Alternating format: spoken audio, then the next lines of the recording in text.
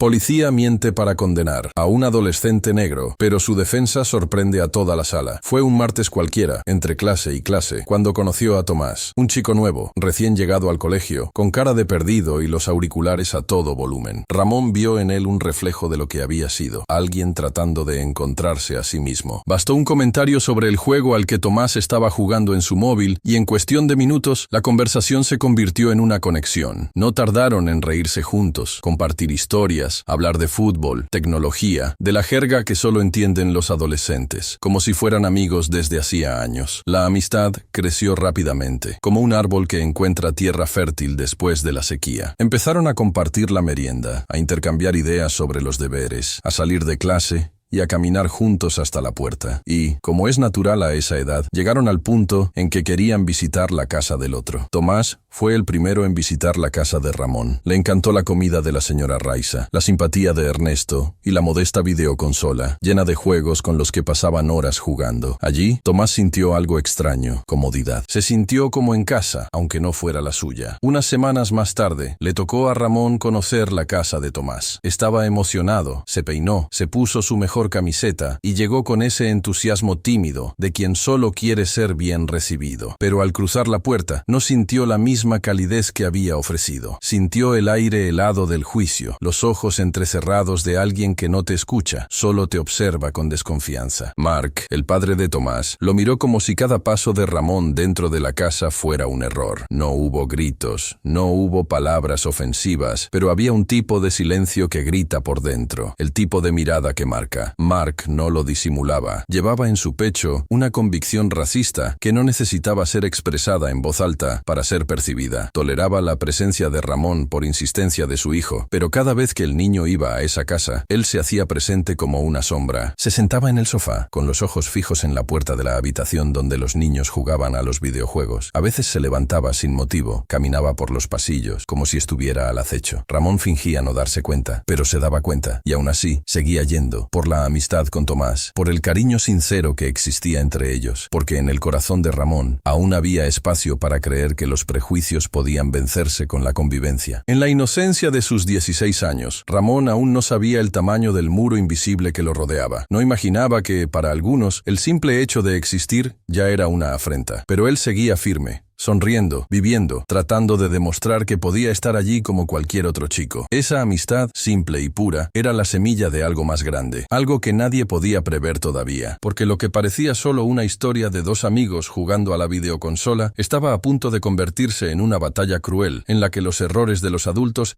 aplastarían la paz de la juventud. La casa de Tomás, por fuera, parecía como cualquier otra del barrio. Jardín bien cuidado, fachada limpia, balcón con 2 sillas de madera y un silencio que, para quien no la conocía, sonaba como tranquilidad. Pero para Ramón, ese lugar siempre le había parecido un poco frío. No era el tipo de frío que viene del clima, sino el que brota del interior de las personas. Un frío que recorre los pasillos, se instala en las habitaciones y observa a quien entra con una desconfianza que se siente, aunque no se exprese. Desde la primera vez que pisó allí, Ramón se dio cuenta de que algo estaba fuera de lugar, no con Tomás, que seguía siendo un amigo leal, amable y espontáneo, sino con su padre. Mark era el tipo de hombre que se hacía presente sin decir nada. Tenía una mirada que traspasaba las palabras, una postura rígida, una presencia que imponía más por la ausencia de afecto que por cualquier gesto evidente. Cuando Ramón entraba en la casa, los ojos de Mark lo seguían como si fuera una amenaza disfrazada, como si cada paso que daba, cada risa que soltaba, cada toque en el mando de la videoconsola fuera un movimiento sospechoso. Al principio, Ramón intentaba ignorarlo. Se decía a sí mismo que eran solo cosas de su cabeza, que tal vez Mark era solo un hombre serio, de esos que no sonríen fácilmente, que guardan el afecto en una caja fuerte bien cerrada. Pero con el tiempo, las pequeñas cosas se fueron acumulando. Mark no lo saludaba correctamente, respondía con gruñidos cortos, desviaba la mirada o lo miraba fijamente durante demasiado tiempo. Cuando Ramón usaba el baño, sentía que, al salir, todo había sido observado milimétricamente. Una vez, al abrir la nevera para coger un zumo que Tomás le había ofrecido, Oyó el ruido seco de la puerta de la cocina al abrirse con fuerza. Mark estaba allí, de pie, mirándolo, como si hubiera cometido un delito por haber tocado algo de la casa. La verdad que Ramón aún no quería admitir era que, para Mark, él nunca había sido solo un adolescente cualquiera. Era el niño negro de la escuela pública, el amigo pobre de mi hijo, el chico que debe tener algo que ocultar. Mark no necesitaba decir esas palabras en voz alta para que resonaran. Estaban en los gestos, en las miradas, en los silencios. Estaban en la forma en que cruzaba los brazos cuando Ramón entraba en la sala, en cómo cerraba las puertas con más fuerza de la necesaria, en cómo se aseguraba de pasar cerca siempre que los chicos estaban jugando, solo para hacerse notar. Thomas, por otro lado, parecía no darse cuenta o no querer verlo. En su cabeza, su padre era solo alguien complicado, como él decía. Él es así, no le importan mucho las cosas, pero en el fondo, Tomás lo sabía. Sabía que a su padre no le gustaba Ramón, y sabía por qué, pero no sabía cómo lidiar con eso. Era más fácil fingir que no lo veía, y era aún más fácil aferrarse a la presencia de Ramón como un refugio, una oportunidad de vivir una amistad verdadera en un entorno donde las relaciones se basaban en jerarquías, obligaciones y apariencias. Ramón, por su parte, seguía yendo a esa casa no por comodidad, sino por lealtad, por su amistad con Tomás, porque creía que, tal vez, si le demostraba que era diferente de lo que Mark imaginaba, podría ganarse su respeto. Aún no sabía que, para algunas personas, el problema nunca es quién eres, sino lo que representas en su mente. Para Mark, Ramón representaba todo lo que temía, todo lo que despreciaba, todo lo que no podía controlar. Pasó el tiempo y las reuniones en casa de Tomás continuaron, pero la tensión aumentaba con cada visita. Una tarde, mientras los chicos jugaban, Mark entró en la habitación sin llamar. Miró directamente a Ramón y le dijo sin emoción: «No toques mis cables». Fue seco, directo, sin motivo aparente. Ramón se quedó paralizado. Tomás intentó restarle importancia. Dijo que solo era un juego, que se estaban divirtiendo, pero Mark no respondió. Simplemente se marchó, dejando el ambiente más tenso que nunca. Ramón salió de aquella casa aquel día con un nudo en la garganta. No le contó nada a sus padres. No quería preocupar a Raisa, ni quitarle la paz a Ernesto, que ya trabajaba demasiadas horas y apenas tenía tiempo para respirar. Guardó eso dentro de sí, como quien guarda una espina en el bolsillo, y siguió intentando mantener viva la amistad con Tomás, incluso llevando dentro del pecho la certeza de que, para su padre, él nunca sería bienvenido. Este tipo de rechazo es difícil de explicar. No duele como un golpe, ni arde como una quemadura, pero va corroyendo poco a poco. Hace que la persona dude de sí misma, de su presencia, de su validez. Ramón, a pesar de toda su inteligencia y madurez, todavía era un niño, y por muy fuerte que fuera, también quería ser aceptado. También quería entrar en una casa y ser recibido con una sonrisa. También quería jugar sin sentir que lo vigilaban todo el tiempo, como si fuera culpable de algo que ni siquiera sabía que era. Mark, por otro lado, comenzaba a alimentar un sentimiento aún más peligroso, la convicción de que su desconfianza estaba justificada. En su cabeza, cualquier cosa que hiciera Ramón,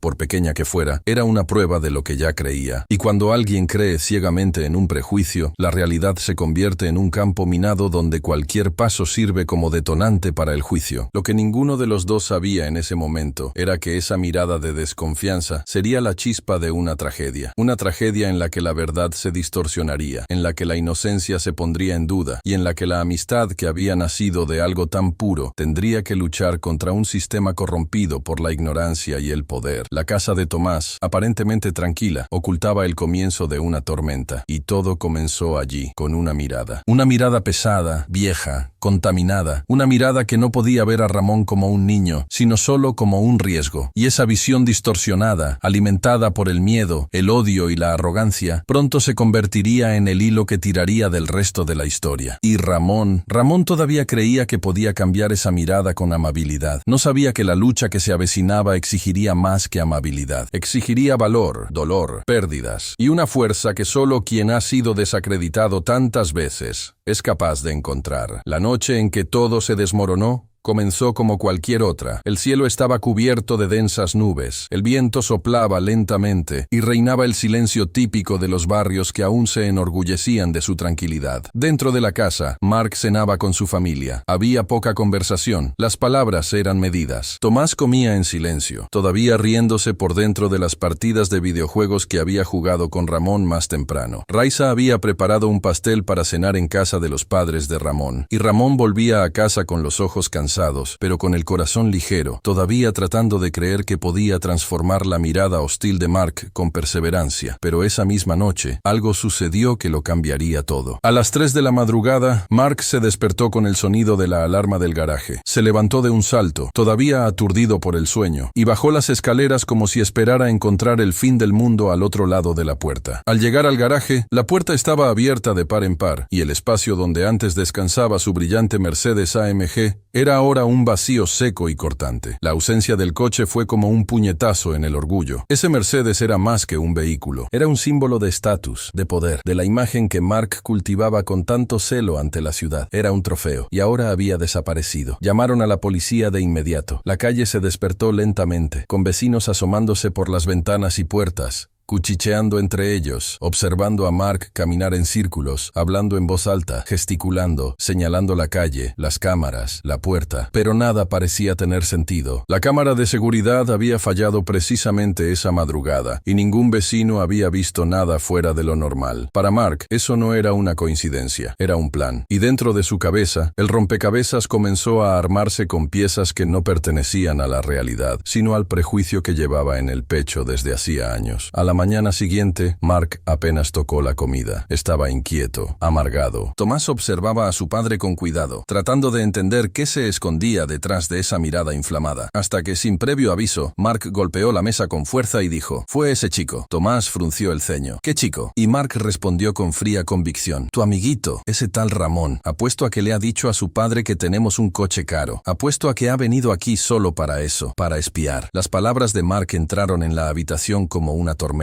Tomás, aturdido, intentó argumentar. Dijo que Ramón era su amigo, que nunca haría algo así, que no tenía ningún sentido. Pero Mark ya había creado su versión de la historia, y una vez que creía en ella, ninguna lógica era suficiente para sacársela de la cabeza. Empezó a repetir frases sin parar. Fue él. Tenía interés. Venía aquí todos los días para planearlo. Es como su padre. Todos son iguales. El prejuicio que antes se escondía detrás de las miradas y los silencios, ahora brotaba con furia de sus palabras. Para Mark, el Mercedes no había sido robado por un ladrón cualquiera. Se lo había llevado alguien a quien ya consideraba un enemigo, aunque nunca le había dado ningún motivo. Ramón pasó de ser un invitado incómodo a convertirse en el blanco de la ira y la frustración. Y lo que siguió fue una serie de actos irreflexivos, guiados por el orgullo herido y la visión distorsionada de la justicia que Mark tenía. Esa misma noche, consumido por la ira, Mark no esperó pruebas, investigaciones ni ninguna respuesta oficial. No quería saber quién había robado realmente su coche. Quería un culpable. Y Ramón, para él, encajaba perfectamente en ese papel. Al fin y al cabo, estaba en la casa, era joven, pobre y negro. Para Mark, eso era suficiente. Cogió las llaves del coche de reserva, se tragó el resto de dignidad que le quedaba y condujo a toda velocidad hacia la casa de Ramón. No había control en ese acto, solo rabia. Rabia ciega, implacable. Rabia de quien se ve vulnerable por primera vez y prefiere destruir algo antes que admitir que ha perdido. Irrumpió en la casa como un huracán desenfrenado. Raiza, asustada, se levantó llorando, mientras Ernesto saltaba del sofá con los ojos desorbitados y el puño cerrado. Mark gritaba, acusaba, señalaba con el dedo a Ramón, que temblaba sin entender lo que estaba pasando. Lo llamaba ladrón, llamaba a su familia escoria. Decía que sabía que todo era un plan, una estafa, un robo premeditado. Ernesto, incrédulo ante tal falta de respeto, no pudo soportarlo. La discusión se convirtió en una confrontación. Los gritos se mezclaron con el caos, y lo que era solo una acusación demencial se convirtió en una escena de horror doméstico. Mark cayó, humillado, golpeado por la verdad que no quería afrontar. Estaba equivocado, pero no lo reconoció. Se levantó aún más decidido a acabar con esa familia. Dijo con voz ronca de odio: «Esto tendrá consecuencias, lo pagaréis». Y se marchó, dejando la casa en ruinas emocionales, dejando a Raiza llorando, a Ernesto atónito y a Ramón con el corazón destrozado. Un niño que solo quería ser amigo, que solo quería jugar a la videoconsola, ahora era tratado como el villano de una historia creada por mentes ciegas por el prejuicio. Mark se fue esa noche, pero la sombra de lo que había comenzado seguiría creciendo. Ramón aún no lo sabía, pero esa falsa acusación sería solo el primer peldaño de una escalera oscura, donde cada paso que dieran sería una lucha por la justicia, por la dignidad, por la libertad. El coche había desaparecido, sí, pero lo que realmente se robó esa noche fue algo mucho más grande: la paz de una familia honesta, la inocencia de un niño, la fe en un sistema que se dice justo. Y lo que vendría después no sería solo una disputa judicial, sería una guerra de verdades contra mentiras, de racismo contra valentía, de silencio contra voz. Y Ramón tendría que aprender a luchar antes incluso de convertirse en hombre. Era tarde cuando Ernesto finalmente apagó la televisión. Estaba cansado. No solo del día, sino de la vida, del peso que llevan los hombros cuando se es padre, hombre negro, trabajador y honesto en un mundo que insiste en dudar de tu dignidad. A su lado, Raiza recogía los platos de la pequeña cena, mientras Ramón, ya en su habitación, revisaba sus apuntes para la escuela. Nada parecía diferente esa noche. La rutina diaria, aunque agotadora, era un alivio cuando se tiene amor en casa, pero la paz no estaba asegurada. No esa noche, porque mientras Ernesto intentaba descansar y Raiza pensaba en la ropa que lavaría al día siguiente, al otro lado de la ciudad, una tormenta de odio y arrogancia se acercaba en su dirección. Al volante estaba Mark, agarrando el volante con los dedos, los ojos hinchados, el corazón envenenado por un orgullo herido. Mark no vino a hablar, no vino a entender, no buscaba justicia, buscaba venganza, y la venganza, cuando no tiene fundamento, se convierte en salvajismo. Llegó de forma abrupta, los neumáticos cortando el asfalto como quien arrastra un dolor que no sabe nombrar. Ni siquiera aparcó bien. Bajó del coche y, sin dudarlo, derribó la puerta de la casa con una patada que resonó en el pasillo y destrozó el silencio. Raiza soltó el plato que sostenía. Ernesto se levantó del sofá como un león acorralado. Ramón, en la habitación, se quedó paralizado por un instante, sin entender si aquello era real o una pesadilla repentina. Pero era real. Y Mark estaba allí, en medio de la sala, gritando, vomitando acusaciones como si fueran verdades. Tenía los ojos rojos y la voz cargada de rabia y desprecio. Señalaba a Ramón con el dedo, llamándolo ladrón, diciendo que era fruto de una familia criminal, que todo había sido planeado, que Ernesto era el jefe de una banda y que Ramón le había pasado información sobre el Mercedes. Raiza intentó intervenir, pedir calma, explicar, pero Mark estaba ciego. Ernesto, al ver a su esposa siendo insultada, a su hijo humillado y su casa invadida, sintió que todo su cuerpo temblaba, pero no de miedo, de indignación, de repulsa. Esa era su casa, su hogar, lo único que había conseguido construir con sacrificio a lo largo de los años. Y ver cómo eso era pisoteado por un hombre arrogante y racista hizo que algo dentro de él se desbordara. Ernesto miró a Mark fijamente, sin apartar la mirada. Le preguntó con voz firme si se había vuelto loco. ¿Has irrumpido en mi casa para acusar a mi hijo sin pruebas? Mark soltó una risa seca y burlona, como si su presencia allí fuera un favor que le estaba haciendo a la justicia. Dijo que no necesitaba pruebas, porque gente como ustedes no necesita mucho para demostrar quiénes son realmente. En ese momento se cruzó la línea. Ernesto no era un hombre violento, pero tampoco era un hombre que bajara la cabeza cuando se trataba de proteger a los suyos. En un impulso cargado de todo lo que sentía, dolor, humillación, amor, indignación, golpeó a Mark con un puñetazo directo en la cara. El impacto fue fuerte. Mark se tambaleó, cayó sobre el pequeño mueble del salón y casi rompió la maceta que Raiza había cultivado durante años. El silencio que siguió fue denso, como si se hubiera arrancado el aire de la habitación. Mark se levantó lentamente, secándose la comisura de los labios, ahora con una expresión aún más peligrosa, la de quien ya no busca la razón, solo la destrucción. No respondió, no se disculpó, no retrocedió, solo lanzó una mirada venenosa a Ramón, que permanecía junto a la puerta del dormitorio, inmóvil, tratando de entender en qué momento un simple videojuego se había convertido en una guerra. Lo pagaréis caro, lo juro. Esas fueron las palabras que Mark dejó resonando en la sala antes de irse, y cuando la puerta se cerró detrás de él, no se llevó solo su presencia, se llevó la última gota de esperanza de que todo aquello fuera solo un malentendido. Ahora era una guerra declarada, y Ernesto lo sabía. Raiza se dejó caer en el sofá, con los ojos llorosos, sin entender cómo el mundo podía dar un vuelco tan repentino. Y Ramón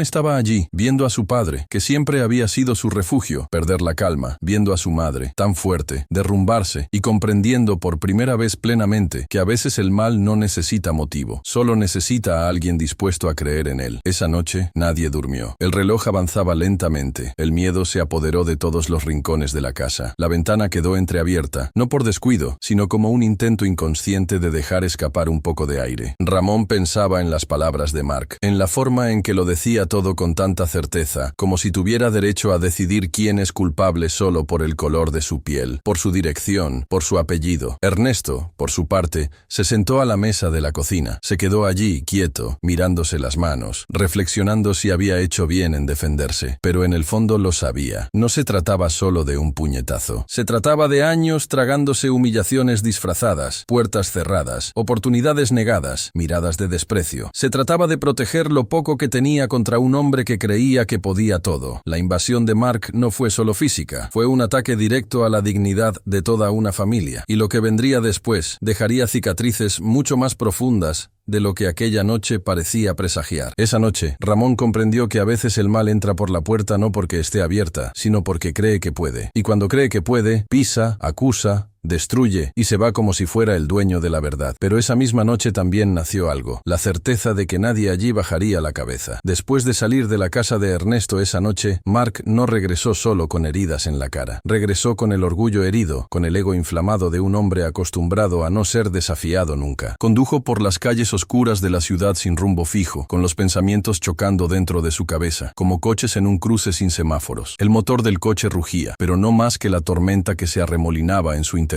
Ya no se trataba del Mercedes, ya no se trataba solo del coche desaparecido o del dolor de ver a su propio hijo alejarse del control que él creía tener. Se trataba de dominio, de la furia de ver su castillo de certezas siendo arañado por alguien que, en su opinión, nunca debería haber tenido espacio para alzar la voz. Para un hombre como Mark, la violencia física no fue la derrota, fue el insulto final, el golpe que demostró que su fuerza ya no asustaba como antes. Y esa constatación era algo que no podía tragarse. Cuando llegó a casa, no dijo ni una palabra. Pasó junto a Tomás, subió a su habitación y cerró la puerta con llave. Allí dentro, se quedó en silencio durante horas, mirando su propio reflejo en el espejo. No solo veía su rostro hinchado, veía el reflejo de un orgullo herido, un ego herido, inflamado por viejos prejuicios, envenenado por una sed de venganza. Mark era empresario, dueño de un imperio construido a base de conexiones, promesas y favores comprados. Sabía cómo manipular los sistemas. Sabía dónde poner el dinero adecuado para obtener el resultado deseado. Ya había conseguido favores en el ayuntamiento, contratos con licitaciones sospechosas, blindajes en procesos que desaparecían de la noche a la mañana. Sabía que el poder real no se conquista gritando, se conquista comprando. Y en aquella madrugada, mientras el mundo dormía, decidió que no bastaba con destruir moralmente a aquella familia. Quería verlos pagar de verdad. Quería arrastrar a Ramón y Ernesto por los fríos pasillos de la justicia, esposados, humillados, como criminales. Aunque tuvieran que convertirse en criminales por montaje, por fraude, por mentira. Al amanecer, Mark ya había ideado el plan. Llamó a 3 antiguos contactos, policías que le debían favores, hombres con un historial turbio, que caminaban en la cuerda floja entre la ley y el lucro. Les ofreció lo que ninguno de ellos se atrevería a rechazar: $50,000 a cambio de fabricar pruebas contra Ernesto y Ramón. No hacía falta mucho, bastaba con que fueran lo suficientemente convincentes como para justificar una investigación. Y una vez que la maquinaria de la acusación comenzara a girar, él se encargaría del resto. En pocos días, los policías falsificaron informes, encontraron huellas dactilares en un coche abandonado que casualmente era del mismo modelo que el Mercedes robado, y crearon testimonios falsos de un supuesto informante anónimo que decía haber oído a Ramón alardear del robo en la escuela. Todo mentira, todo montado. Pero sobre el papel parecía sólido, y en el sistema, los papeles tienen más peso que la verdad. Mark, satisfecho con la rapidez con la que se estaba desarrollando el plan, no se detuvo ahí. Sabía que, incluso con pruebas falsas, aún existía el riesgo de una absolución. Así que utilizó su influencia para asegurarse de que el juez del caso fuera alguien de confianza, un viejo conocido de lujosas comidas y acuerdos bajo la mesa. Un hombre que ya había archivado denuncias contra empresas de Mark a cambio de financiación para su campaña. Un juez que sabía dónde posicionarse cuando el dinero hablaba más alto que la justicia. Mientras tanto, Ramón y su familia seguían con su rutina. Ernesto seguía yendo al trabajo con el mismo compromiso. Raiza se ocupaba de la casa e intentaba sonreír, aunque sentía que algo pesado rondaba. Ramón estudiaba más que nunca, tratando de mantenerse concentrado, a pesar de la inquietud de saber que algo había cambiado desde la noche del allanamiento. No sabían que ya estaban siendo observados, que cada paso, cada llamada, cada conversación era monitoreada e interpretada de acuerdo con una narrativa que ya se estaba escribiendo sin su participación. 20 días después, llamaron a la puerta de la casa. Eran 2 hombres trajeados, con documentos en la mano, que informaron de que Ramón y Ernesto serían oficialmente investigados como sospechosos del robo del Mercedes. Raiza se dejó caer en una silla. Ernesto se quedó paralizado. Ramón, con la mirada perdida, intentó preguntar algo, pero no obtuvo ninguna explicación que tuviera sentido. La policía decía tener pruebas. Se referían a informes, a testimonios inventados, a objetos supuestamente encontrados en la mochila de Ramón. La sensación de injusticia se apoderó del ambiente. Era como si alguien les hubiera quitado el suelo bajo los pies, y al caer, nadie les hubiera tendido la mano. Ernesto intentó explicar, intentó argumentar, pero los ojos de los oficiales no querían escuchar. No era un juicio justo, era una farsa, y la sentencia, aunque no se había pronunciado, ya parecía escrita. Raiza lloró por primera vez delante de Ramón desde que era niño. Un llanto de desesperación e impotencia. Sabía que había algo más detrás de todo aquello, pero no podía demostrarlo, y nadie parecía dispuesto a escuchar. La venganza de Mark estaba en marcha, y su plan, sustentado por mentiras y respaldado por el poder, ya avanzaba como una apisonadora sobre la vida de una familia que solo quería vivir en paz. Era el comienzo de un largo e injusto descenso, en el que la verdad sería enterrada por documentos falsos, en el que la palabra de un niño honesto valdría menos que la conveniencia de un empresario influyente. Y Ramón, aunque sin comprender del todo lo que estaba pasando, empezó a darse cuenta. El mundo no estaba hecho para escuchar a gente como él, pero aún así se prometió a sí mismo: si nadie quiere escucharme, aprenderé a hablar tan alto que nadie podrá callarme. La fecha llegó como un trueno seco en un cielo despejado. 10 días después de la citación, el tribunal se preparó para un juicio que, en apariencia, parecía ser un caso más de robo de propiedad. Pero bajo las formalidades, detrás de las togas, las mesas pulidas y las palabras técnicas, había un engranaje sucio, lubricado con dinero, odio y privilegios. Ramón y Ernesto estaban a punto de enfrentarse a algo mucho más grande que un juicio. Se enfrentaban a un sistema que ya había decidido de antemano quiénes serían los perdedores. El día amaneció gris. Raiza se levantó antes del sol, con las manos temblorosas mientras preparaba el café. Ninguno de los dos comió. Ramón se puso la única camisa de vestir que tenía, la misma que había usado en el bautizo de su sobrina. Ernesto se calzó unos zapatos que apenas usaba, y con el nudo de la corbata más apretado por la ansiedad que por el estilo, intentaba mantener una postura firme, como siempre había hecho. Pero sus ojos no podían ocultarlo. Sabía que estaba entrando en un lugar donde su voz, su historia y su verdad valían menos que las palabras impresas en un informe fabricado. En la puerta del tribunal, el ambiente era de tensión contenida. Tomás llegó acompañado de su madre, vacilante, con el rostro abatido, sin saber cómo mirar a Ramón. Todavía creía en la inocencia de su amigo, pero el miedo a enfrentarse a su padre y la duda que se había ido sembrando lentamente carcomían su certeza. Mark, por su parte, entró con paso firme, como quien tiene la convicción de que el mundo ya le pertenece. Se sentó en la primera fila, ajustándose la chaqueta, con la mirada fija en la mesa de la defensa, esperando el momento en que vería a los hombres que odiaba ser aplastados por un sistema que había manipulado hasta la médula. El juez llegó tarde, pero nadie se atrevió a preguntar. Era él el hombre comprado, el que ya había decidido cómo terminaría todo incluso antes de empezar. Cuando su nombre resonó en la sala, Ramón sintió que se le revolvió el estómago, no por la presencia del juez, sino por la ausencia de justicia que éste representaba. Los policías corruptos también estaban allí, bien planchados, con cara de seriedad, la cara de quien miente mirando a los ojos, porque ya se ha acostumbrado al poder de fabricar versiones. Cuando comenzó la sesión, todo parecía una obra mal ensayada. La fiscalía, en lugar de investigar, repetía como un loro las palabras de los informes plantados. Señalaban huellas dactilares que nunca existieron. Mostraban objetos encontrados que nadie había visto antes. Utilizaban la supuesta conversación en la escuela como prueba central, como si un rumor fuera suficiente para destruir una vida. El abogado de oficio designado para defender a Ernesto y Ramón era un hombre cansado, apático, que parecía más preocupado por la hora del almuerzo que por la libertad de sus clientes. Intentó argumentar, pero sus palabras se le escapaban. No estaba preparado, no tenía tiempo y, sobre todo, no tenía interés. Estaba allí porque el sistema exigía que hubiera alguien en la defensa, aunque solo fuera para hacer bulto. Ramón observaba todo en silencio. Cada palabra pronunciada era como un corte invisible. Cada mentira oficializada era un golpe a su confianza, pero no lloraba. Estaba atento. Su cerebro, ya agudizado por la costumbre de estudiar leyes y comprender reglas, anotaba mentalmente cada laguna, cada contradicción. No podía hablar en ese momento, pero se prometió a sí mismo que, si algún día tenía una oportunidad, no la desperdiciaría. El colmo del absurdo llegó cuando el juez interrumpió la defensa para acelerar el proceso. Dijo que el caso era sencillo. Dijo que no había necesidad de más discusiones. Dijo que las pruebas hablaban por sí solas, ignorando por completo el hecho de que dichas pruebas estaban llenas de fallos, falsificadas por manos pagadas. Raiza, sentada en la última fila, ya no podía contener las lágrimas. Veía a su hijo, a su marido, a toda su familia siendo juzgados,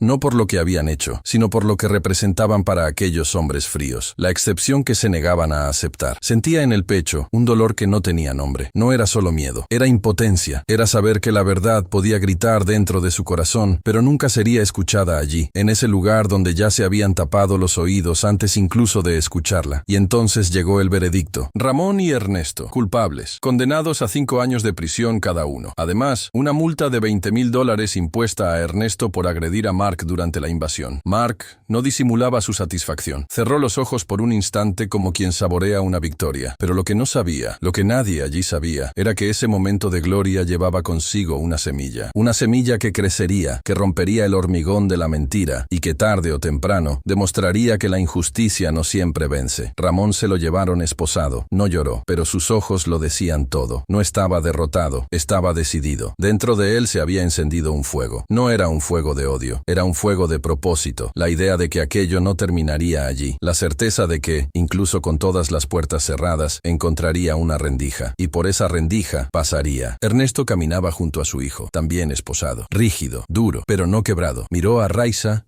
y asintió con la cabeza, como diciendo, aún no ha terminado. Ella contuvo las lágrimas, a pesar de que le temblaban las piernas, y supo, en ese instante, que mientras tuviera aliento, lucharía con todas sus fuerzas. Ese juicio no fue solo una condena, fue la herida abierta de un sistema corrupto. Fue la confirmación de que la justicia, a menudo, es un escenario en el que quienes tienen el poder eligen el guión. Pero también fue el comienzo de otra historia, la historia de una familia que, a pesar de estar herida, decidió no rendirse. La historia de un niño injustamente tratado que, a pesar de todo, decidió estudiar. Decidió conocer las reglas del juego que lo oprimía. Y decidió, con valentía, darle la vuelta al juego. Porque la injusticia puede ganar un juicio, pero nunca ganará a quien conoce la verdad y aprende a luchar por ella. Cuando el juez golpeó el martillo, el sonido que resonó en aquella fría sala no fue solo una señal de cierre. Fue una sentencia directa contra el corazón de una madre. Raiza, sentada en el banco del fondo, sintió que todo su cuerpo temblaba. Aquello no era solo una decisión judicial. Era como si el suelo se hubiera partido por la mitad, tragándose todo lo que ella creía sobre el bien y el mal. El dolor no se manifestó en gritos, sino en silencio. Un silencio tan profundo que parecía no tener fin. Se llevó la mano a la boca, con los ojos llenos de lágrimas y el pecho oprimido. Todo en ella decía que aquello no podía estar pasando, que aquello no era real, pero lo era. Ramón y Ernesto serían llevados directamente a la cárcel, y ella se quedaría fuera, sola, con el eco de aquella condena martilleando en su pecho. Los guardias se los llevaron sin permitirles un último abrazo. Ramón, incluso esposado, miró a su madre con una mirada que mezclaba tristeza y promesa. Ernesto, firme, con el rostro endurecido por la injusticia, bajó la cabeza como diciendo, lo aguantaré. Pero Raiza no quería solo mirar, quería abrazarlos, quería decirles que iba a luchar por ellos, que haría lo imposible para sacarlos de allí. Sin embargo, ni siquiera eso le fue permitido. Al salir del tribunal, el mundo parecía un lugar extraño. La gente pasaba apresurada. Los coches tocaban el claxon como siempre, pero todo parecía lejano, irreal. Caminaba despacio, como si llevara un peso invisible a cuestas. Apenas sentía el suelo bajo sus pies. Su mente revivía cada detalle del juicio. Las miradas frías, las mentiras dichas como si fueran hechos, el juez impaciente, las pruebas falsificadas. Todo eso daba vueltas en su cabeza como una tormenta que se niega a pasar. Al llegar a casa, Raiza entró y cerró la puerta como si intentara mantener el mundo fuera. Dejó los zapatos en la puerta, las llaves sobre la mesa y se quedó mirando la sala vacía. La misma sala donde Ernesto leía el periódico todas las mañanas, donde Ramón, días atrás, estudiaba para un examen, hablando en voz alta consigo mismo, siempre emocionado. Ahora, ese ambiente estaba en silencio, y no era un silencio cualquiera, era el silencio de la ausencia, el silencio de la injusticia, el tipo de silencio que grita en lo más profundo del alma. Se sentó en el sofá y finalmente dejó que las lágrimas brotaran. No eran lágrimas cualquiera, eran lágrimas profundas, de esas que parecen arrancar todo por dentro. Raiza lloraba por miedo, por rebeldía, por impotencia. Lloraba por no haber podido protegerlos, por ver a su hijo ser llevado como un criminal cuando lo único que había hecho era estudiar, soñar, amar. Lloraba por Ernesto, que siempre había sido un hombre digno, que había trabajado más de lo que su cuerpo podía soportar, que nunca se había permitido desviarse ni un milímetro del camino honesto, y aún así había sido arrojado al centro de una farsa repugnante. Las horas pasaban lentamente ese día. El reloj parecía burlarse del tiempo, como si cada minuto se alargara a propósito para prolongar el dolor. Raiza pasó todo el día tratando de respirar entre sollozos, tratando de convencerse de que tenía que pensar, reaccionar, pero cada vez que miraba hacia la puerta, el recuerdo de la ausencia de los dos la empujaba de vuelta al suelo. Fue allí, sentada en la oscuridad, donde comprendió una dolorosa verdad. En ese momento, nadie vendría a salvarlos. No había justicia, ni prensa atenta, ni defensor público comprometido. No había nada, solo ella y el dolor. Aquella madrugada, Raiza no durmió. Solo miraba al techo. Le ardían los ojos, pero el corazón le ardía más. Fue entonces, en medio de aquel abismo, cuando una chispa de fuerza comenzó a surgir. Una voz interna, débil al principio, pero cada vez más firme, le decía: levántate. Y se levantó. Caminó hasta el dormitorio, abrió el cajón donde guardaba un álbum de fotos y pasó horas mirando los rostros sonrientes de Ernesto y Ramón en días mejores. Necesitaba recordar quiénes eran. Necesitaba recordar la verdad, porque era fácil perderse en ese mar de mentiras. Pero Raiza lo sabía. Detrás de todo ese dolor todavía había una madre. Y una madre de verdad nunca abandona la lucha, incluso cuando todo el mundo le da la espalda. En ese estado de ánimo, al amanecer, Raiza tomó una decisión. No podía esperar más. No podía confiar en ningún otro abogado designado, en ningún juez parcial, en ninguna palabra oficial. Necesitaba a alguien externo, alguien que tuviera fuerza. Y entonces se acordó de su hermano, un hombre con el que apenas hablaba, pero que vivía en Dubái y había hecho fortuna. Se habían distanciado hacía años, por caminos diferentes, por elecciones distintas, pero ahora no había lugar para el orgullo ni el resentimiento. Era la vida de su hijo y de su marido lo que estaba en juego. Con las manos temblorosas, buscó el número en el móvil y llamó. La llamada fue larga, cargada de silencio entre frases cortas. No lo contó todo, no podía, pero dijo lo suficiente. Y lo que escuchó al otro lado fue directo: aguanta, voy para allá. Cuando colgó, algo cambió. Todavía no era esperanza, pero era un soplo de resistencia.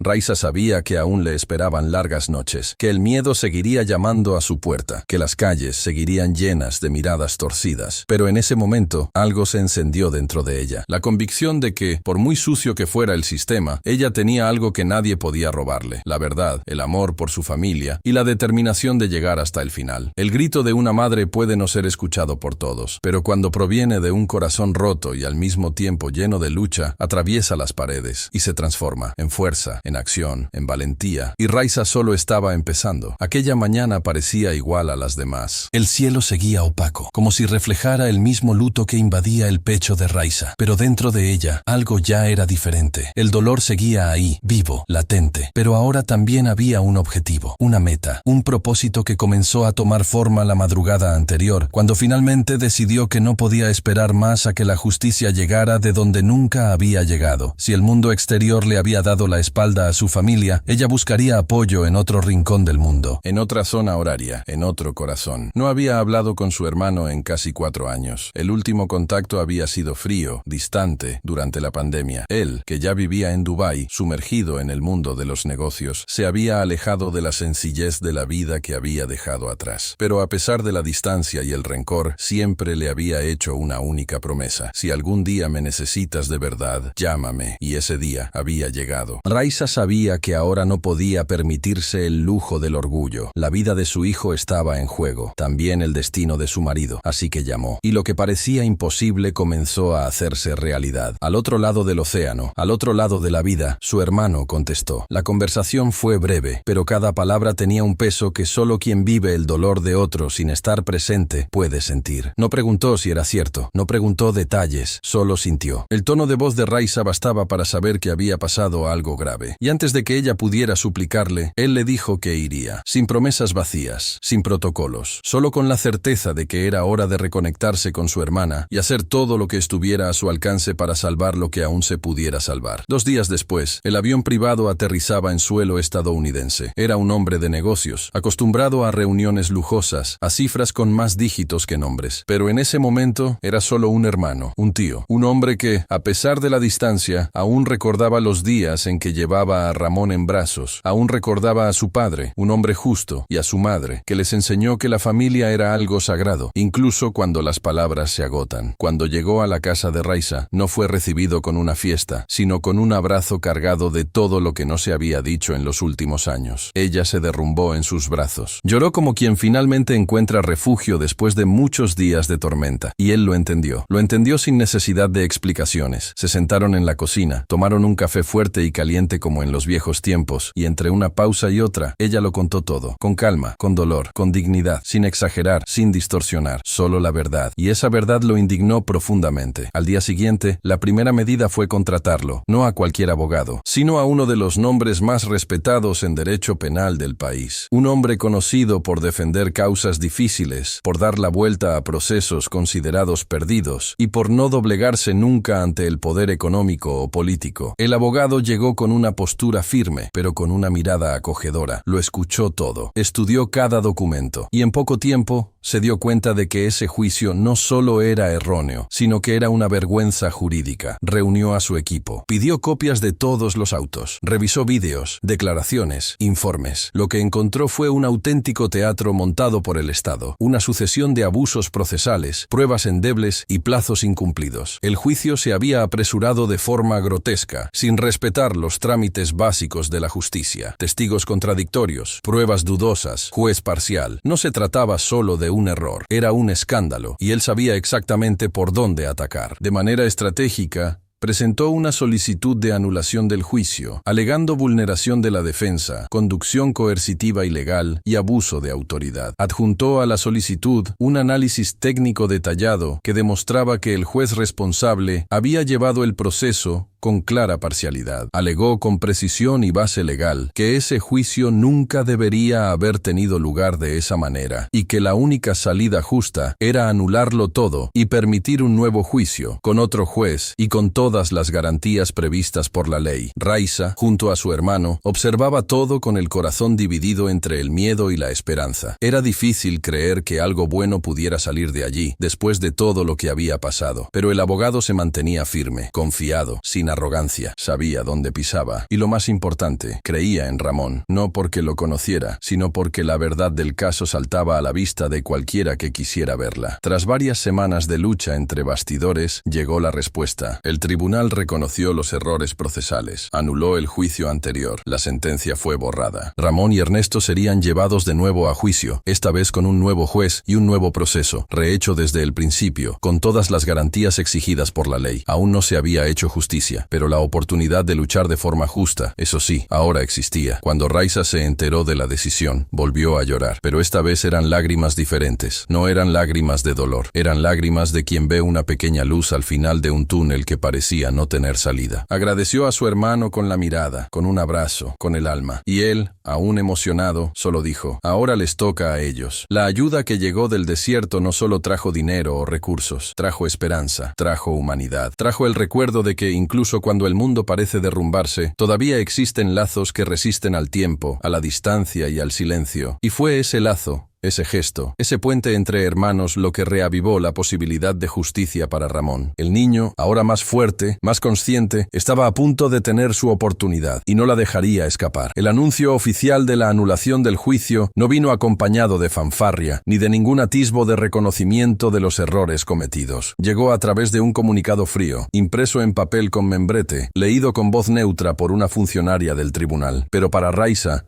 Esas palabras tenían un peso inmenso. Significaban que, por primera vez en semanas, algo se había movido en la dirección correcta. Por primera vez, se había entreabierto una puerta, revelando no una solución inmediata, sino una oportunidad real de arreglar lo que se había destruido, o al menos, intentarlo. El juez anterior fue apartado del caso. El mismo hombre que trató el dolor de una familia como un número en el sistema, que sonrió con desprecio mientras Ramón intentaba explicarse, que ignoró cada contradicción en el proceso, cada vicio, cada maniobra, ya no estaría al frente de la nueva audiencia. En su lugar, se designó un nuevo nombre, un juez conocido por su discreción, seriedad y sobre todo por su imparcialidad. Un hombre que no frecuentaba los mismos círculos de empresarios influyentes, que no aceptaba cenas como pago encubierto por favores. Un hombre que aún creía en el peso y el propósito de la toga que vestía. Ramón recibió la noticia en su celda. Estaba sentado con un cuaderno en las manos, como hacía casi todas las mañanas. Tomaba notas, revisaba leyes, elaboraba argumentos, no por pasatiempo, sino porque ya entendía que su libertad no le sería concedida, sino que tendría que conquistarla. Cuando el abogado entró y le entregó el papel con la nueva decisión, no lo celebró en voz alta, no saltó, no gritó, solo respiró hondo, cerró los ojos por un instante y sintió que el mundo giraba un poco más ligero. Esa era la primera victoria, no la definitiva, pero sí la que reabría el camino. Ernesto, al otro lado del centro de detención, reaccionó con una leve sonrisa, la primera en muchos días. Para él, más que la posibilidad de salir, era la certeza de que su esposa no se había rendido, de que la familia estaba unida, de que la justicia, aunque lenta y tortuosa, aún podía alcanzarse. Sabía que el siguiente paso sería aún más difícil, más complejo, más doloroso. Pero ahora tenían un equipo a su lado, un abogado de verdad, un juez neutral. Y lo más importante, ahora el tribunal tendría que escuchar, de verdad, sin prisas, sin cortes, sin distorsiones. Mientras tanto, fuera, Mark recibía la noticia de la anulación como una piedra en el zapato que juraba haber aplastado. Lo que para él era una victoria consolidada comenzaba a convertirse en un riesgo. La arrogancia aún no le permitía admitir que algo pudiera salir mal, pero la inquietud comenzó a crecer. Reunió de nuevo a sus contactos, llamó a los mismos policías, preguntó qué había salido mal. Ellos se encogieron de hombros y dijeron que habían hecho todo lo acordado. Pero el problema ahora era otro, el juez. El nuevo juez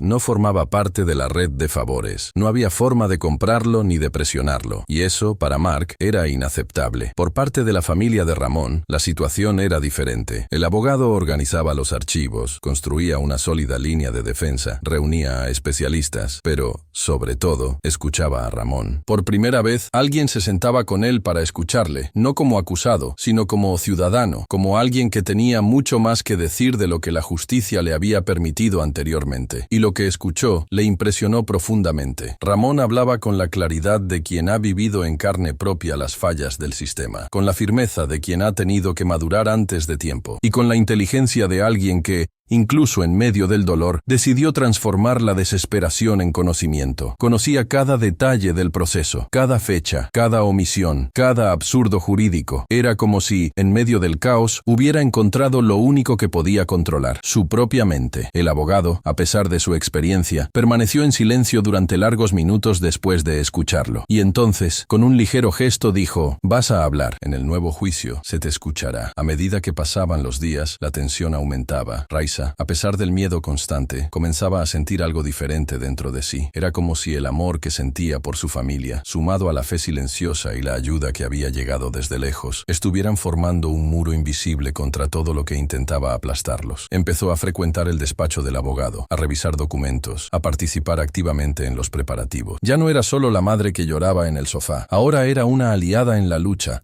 Alguien que se negaba a ver cómo la vida de su familia era escrita por manos sucias, y así, los últimos detalles se fueron alineando. Se fijó la fecha del nuevo juicio, 62 días a partir de la anulación. Tiempo suficiente para preparar una defensa decente. Tiempo suficiente para que Ramón se hiciera aún más fuerte, aún más preparado. Tiempo suficiente para que la verdad dejara de ser solo un sentimiento y se convirtiera en argumento, hecho, prueba, voz. 62 días. Ese era el tiempo que separaba el pasado de una posible redención. Ese era el tiempo que tenía la familia para transformar el dolor en estrategia, el amor en valentía, la rebelión en palabras. Y Ramón lo sabía. Cada amanecer era un entrenamiento. Cada página de un libro era un arma. Cada silencio en el patio de la prisión era un ensayo de lo que diría ante el tribunal. tribunal. El primer juicio había sido la caída, el segundo sería el intento de vuelo, y no sería solo una nueva audiencia, sería una oportunidad única para demostrar que, incluso dentro del sistema más corrupto, todavía hay espacio para un eco de verdad. Y esta vez, Ramón no entraría en ese tribunal como una víctima silenciosa. Entraría como alguien que, a pesar de todo, había elegido luchar contra lo que nadie esperaba, su propia mente. El tribunal, aquella mañana, parecía el mismo de siempre. Las altas paredes, los bancos alineados, los ojos de todos mirando al frente, como si estuvieran listos para otro día de discursos ensayados y sentencias predecibles. Pero había algo diferente en el aire, un silencio más denso, un clima de expectación que nadie sabía explicar. Quizás era el nuevo juez, o quizás el hecho de que ese caso hubiera tenido repercusión en las últimas semanas. No había cámaras, pero sí miradas demasiado atentas, gente que ya había oído los rumores. El juicio que antes había sido un fraude,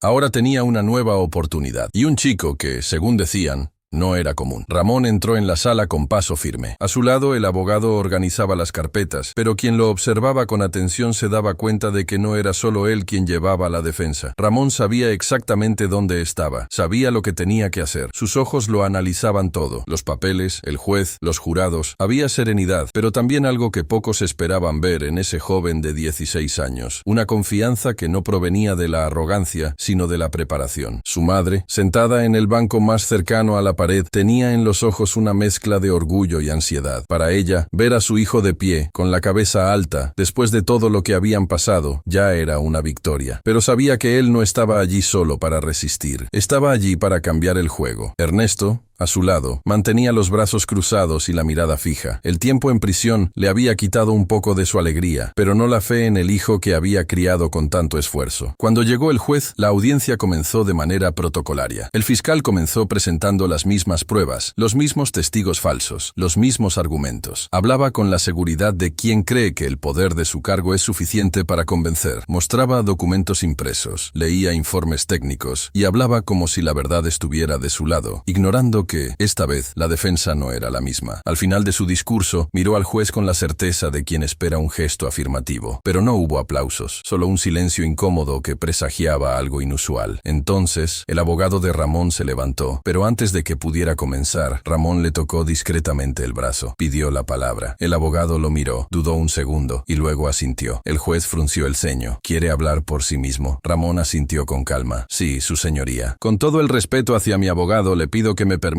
presentar mi defensa personalmente. Hubo un murmullo contenido en la sala. Algunas personas se rieron en voz baja. ¿Un adolescente defendiéndose en un juicio de alta complejidad? El fiscal cruzó los brazos con expresión burlona. Pero el juez, aunque receloso, aceptó. Muy bien, la sala está escuchando. Ramón se levantó. Caminó hasta el centro de la sala con pasos tranquilos. Miró a su alrededor. Y cuando abrió la boca, su voz llenó el espacio con una firmeza que silenció a todos. No hubo vacilación, no había duda. Comenzó hablando de lo que había vivido, de las acusaciones, de los días en prisión, pero sobre todo de las fallas en el proceso. No usaba palabras complicadas para impresionar, usaba argumentos sólidos, claros, directos. Explicó cada contradicción en las pruebas, cada error en la recopilación de los testimonios, cada violación procesal que había ocurrido. Citaba artículos de la Constitución como quien recita poesía. Explicaba las leyes con una didáctica que muchos abogados no dominaban. Conectaba ideas con precisión, desmontando punto por punto la tesis de la acusación. Cada frase era como un golpe de lucidez en el tribunal. Los que antes se reían ahora callaban. Los que dudaban ahora escuchaban. El juez, inicialmente escéptico, comenzó a mirarlo con seriedad. Tomaba notas, retrocedía, respiraba hondo entre los fragmentos. El fiscal, que antes se creía imbatible, comenzaba a sudar, hojeando papeles, buscando dónde apoyarse. Pero Ramón no le daba tregua, y no hablaba con ira, hablaba con la verdad. La verdad que, cuando se expone ante todos con inteligencia, tiene el poder de sacudir hasta las estructuras más corruptas. Durante 25 minutos, Ramón dominó aquella sala, y cuando terminó, no había más dudas sobre quién tenía el control. Su voz, a pesar de su juventud, había logrado algo que muchos hombres adultos nunca consiguieron: respeto. No solo se defendió, presentó un retrato de un sistema fallido, de un juicio vendido, de una condena construida sobre mentiras, y al hacerlo, hacerlo, hizo imposible que el tribunal lo ignorara. El silencio que siguió fue el más profundo de todos los días de ese proceso. Y no era el silencio de la indiferencia, era el silencio del impacto, el silencio de quienes, por fin, escucharon la verdad tal y como es, cruda, firme, incontestable. Raisa lloraba en silencio, pero sus ojos brillaban como nunca. Ernesto, antes rígido, ahora tenía el rostro suavizado por una emoción contenida. E incluso los funcionarios del tribunal, acostumbrados a la fría rutina de la justicia, parecían conmovidos por ese momento. El juez, aún serio, suspendió temporalmente la audiencia. Necesitaba tiempo para procesar lo que había oído. Pero ya era evidente. La sorpresa de Ramón no era su edad, era su mente, su valentía, su capacidad para, en medio del caos, levantarse con sabiduría. Y ese día, el tribunal no solo conoció a un acusado, conoció una fuerza, un nombre, una voz que, aunque joven, fue capaz de silenciar a todo un sistema con lo que nadie esperaba. El poder de la verdad bien dicha. La sala estaba en silencio, pero no era un silencio cualquiera. Era ese tipo de silencio que no nace de la ausencia de sonido, sino de la presencia abrumadora de algo más grande. Era el silencio de la verdad cuando, por fin, se impone sobre todo. Ramón, aún de pie en el centro de la sala, había terminado su defensa hacía unos minutos, pero parecía que sus palabras aún flotaban en el aire, suspendidas en el tiempo, resonando dentro de cada persona presente, como si cada frase hubiera sido esculpida a la fuerza en la conciencia de quienes la escuchaban. El juez permanecía en silencio, con los dedos entrelazados sobre la mesa y los ojos clavados en el chico que tenía delante. Ya no había ironía en su mirada. No había la altivez burocrática que había marcado las sesiones anteriores. Por primera vez, había una escucha verdadera. Era como si lo hubieran bajado del pedestal y obligado a mirar de igual a igual, no a un acusado, sino a un ser humano que, incluso dentro de un sistema creado para devorar a los suyos, había tenido el valor de levantar la cabeza y decir: «Estoy aquí y me van a escuchar». El fiscal, que momentos antes se sentía dueño de la razón, mantenía los brazos cruzados, los labios apretados, la expresión rígida, como quien intenta disimular la vergüenza. Había intentado rebatir, sí, pero sus palabras sonaban huecas después de lo que Ramón había presentado. Sus pruebas parecían frágiles, sus frases inconexas. Cada argumento que intentaba esgrimir moría en el aire, engullido por la claridad de la verdad que ya había sido dicha. Algunas personas en la sala comenzaron a mirar a Ramón de otra manera. Los miembros del jurado, que antes apenas ocultaban su desinterés, ahora lo observaban con respeto. Los funcionarios, acostumbrados a ver a jóvenes negros llevados como estadísticas, veían ahora ante ellos a un chico que conocía la ley mejor que muchos doctores con toga. Un chico que, a pesar de todo el dolor, no tenía odio en su discurso, sino firmeza. Un chico que no pidió clemencia ni limosna de justicia, solo pidió el derecho a ser escuchado. Raisa, desde el fondo de la sala, se llevó la mano al pecho. Su corazón parecía latir fuera de ritmo. El orgullo se desbordaba por sus ojos. Había visto a su hijo crecer entre dificultades, cargar sobre sus hombros el peso del color, del origen, de la condición social. Y ahora, ante todos, ese mismo niño que tantas veces había sido ignorado, desacreditado y humillado, se había convertido en la voz que había hecho callar incluso a los más poderosos. Ernesto, por su parte, no pudo contener las lágrimas. No era un hombre de lágrimas, no por debilidad, sino por costumbre. La vida le había enseñado a tragarse las lágrimas, a seguir adelante incluso con el alma destrozada. Pero en ese momento, al ver al hijo que había criado con tanto esfuerzo, tanto sudor y tanto amor, convertir el tribunal en un aula, comprendió que no había fracasado. Comprendió que su ejemplo había calado hondo en el corazón de Ramón y ahora florecía ante todos en forma de valentía y sabiduría. El juez pidió un receso. Dijo que necesitaba revisar todo, pero todos allí sabían que el verdadero motivo era otro. Necesitaba tiempo para digerir lo que acababa de suceder. No se trataba solo de revisar documentos. Era todo el sistema puesto a prueba por un niño que no venía de una escuela de renombre, que no había tenido acceso a cursos preparatorios caros, que no frecuentaba los círculos de poder. Un niño forjado en la adversidad, moldeado por el dolor y pulido por la determinación. En los pasillos, las conversaciones en voz baja fueron sustituidas por miradas de asombro. El equipo de defensa caminaba con la cabeza alta. El abogado que antes llevaba el caso ahora caminaba junto a Ramón, como quien reconoce al verdadero protagonista de esa historia. Ya no hacía falta explicar nada. Ramón había hecho lo que pocos harían. Se enfrentó a un sistema armado en su contra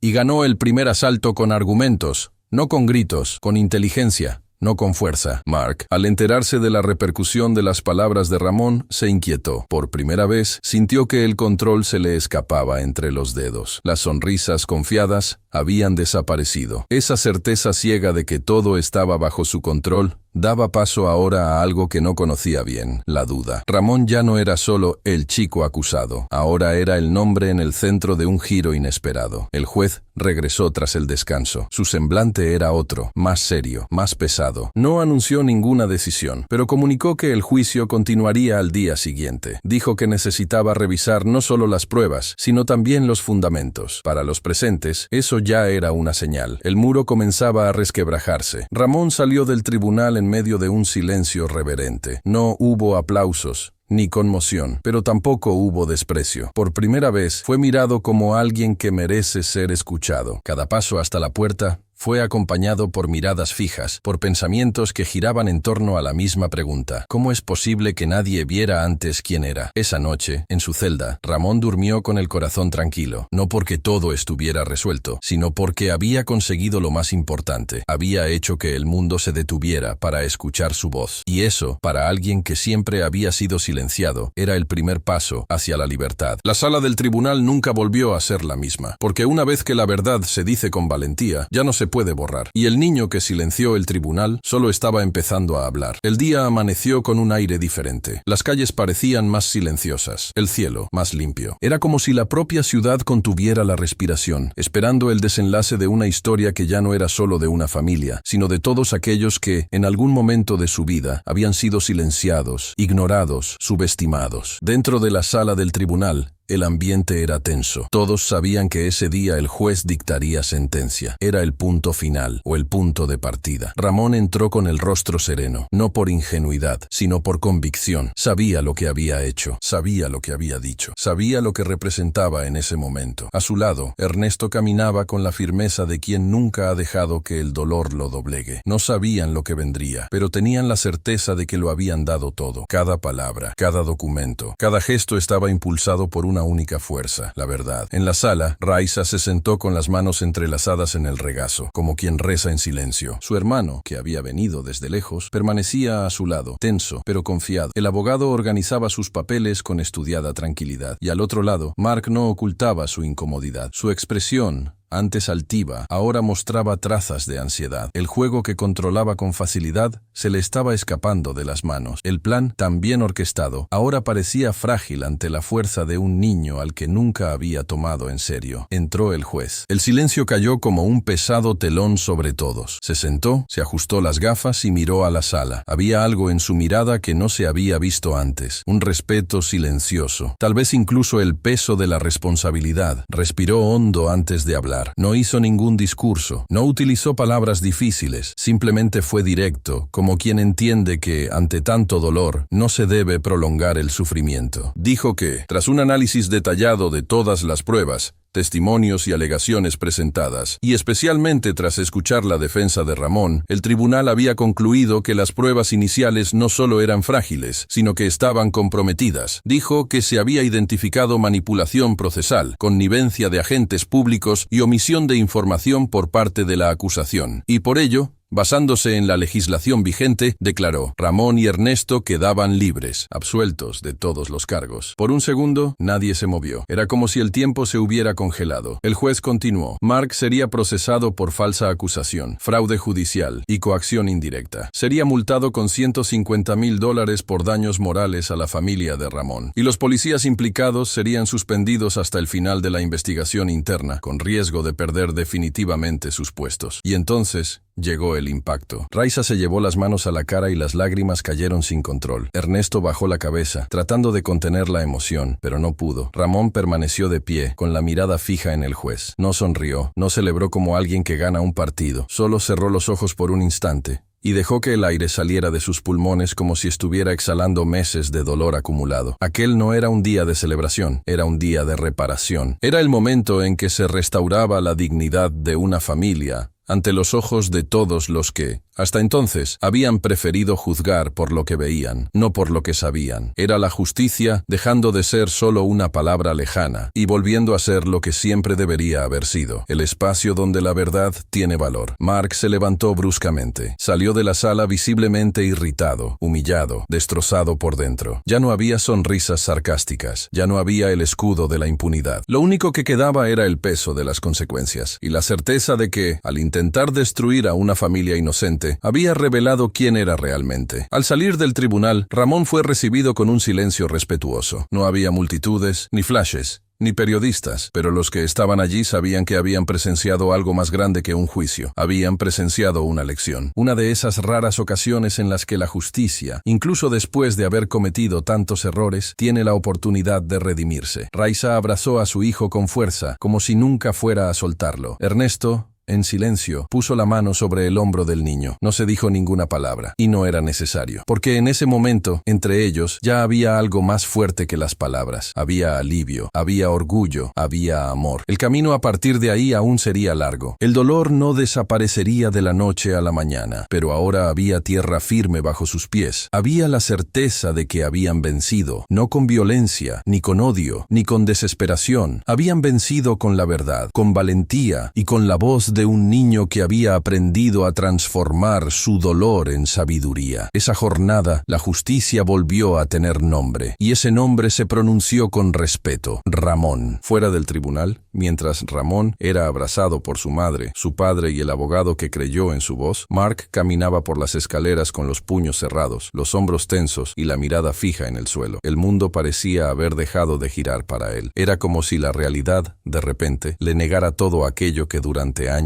había dado por seguro que controlaba: el poder, el dominio, la capacidad de moldear las narrativas a su favor. Y ahora, ante todos, el hombre que siempre había estado acostumbrado a ver el mundo doblegado a su influencia, salía por la puerta trasera de un tribunal con el orgullo destrozado, la reputación mancillada y el nombre envuelto en un escándalo público. Pero la verdad es que Mark no sabía cómo lidiar con la derrota. Nunca lo supo. Desde joven fue educado para ganar. Creció escuchando que el fracaso era cosa de gente débil, que pedir perdón era señal de cobardía, que el mundo era una arena y que, para sobrevivir, había que estar siempre por encima. Cuando Ramón desmanteló su farsa ante todo un tribunal, Mark no solo sintió la derrota jurídica, sino que sintió que le habían arrancado la máscara. Se sintió expuesto, ridiculizado, y más que eso, se sintió amenazado por algo que nunca esperaba. Un niño al que creía fácil de doblegar, de acusar, de silenciar, y que al final lo derrotó con inteligencia, valentía y verdad. Esa noche, Mark no durmió. Caminaba de un lado a otro en el despacho de su casa, con la mirada fija en las ventanas, como si esperara ver reflejada en ellas la humillación que llevaba dentro. Sobre la mesa había carpetas, contratos, extractos bancarios, pero nada de eso parecía importarle. Leía los papeles como si buscara en ellos alguna forma de recuperar el control, como si algún número fuera capaz de borrar la vergüenza que sintió al ser desenmascarado por un adolescente ante toda una sala. Su rabia no era racional, era un veneno que corría libremente por sus venas. Y lo peor, era silenciosa, fría, calculada. La decisión del tribunal le obligaba a pagar una elevada indemnización por daños morales. La cantidad no le arruinaría, pero le hacía daño precisamente donde más le importaba, en su apariencia. Para un hombre que siempre había ostentado sus logros como medallas, ser castigado públicamente, tener su nombre en los registros judiciales como acusado condenado, era un golpe que dolía más que cualquier pérdida material. Intentó apelar. Sus abogados presentaron peticiones urgentes, pero los fundamentos de la decisión eran demasiado sólidos. La justicia, ahora con mano firme, no estaba dispuesta a ceder de nuevo. Mark, entonces, comenzó a cambiar de estrategia. Lo que antes era un juego limpio dentro de los marcos legales, aunque distorsionados por la corrupción, ahora tomaba un tono sombrío. Pasó a planear no solo un contraataque sobre el papel, sino una forma de causar miedo, de recordar a esa familia que, aunque habían ganado en los tribunales, él seguía allí, respirando, observando, esperando. Su objetivo ya no era la justicia, sino el castigo emocional. Así fue como, días después del juicio, comenzaron a aparecer notas. Pequeños trozos de papel dejados por la noche en la puerta de la casa de Raiza. Frases cortas, directas, llenas de insinuaciones. ¿Creen que se acabó? La cuenta no ha sido pagada. Si no devuelven el dinero, alguien desaparecerá. Al principio, pensaron que eran bromas de mal gusto, pero la frecuencia aumentó. La letra era siempre la misma, las frases cada vez más amenazantes. Ernesto intentó mantener la calma. Raiza,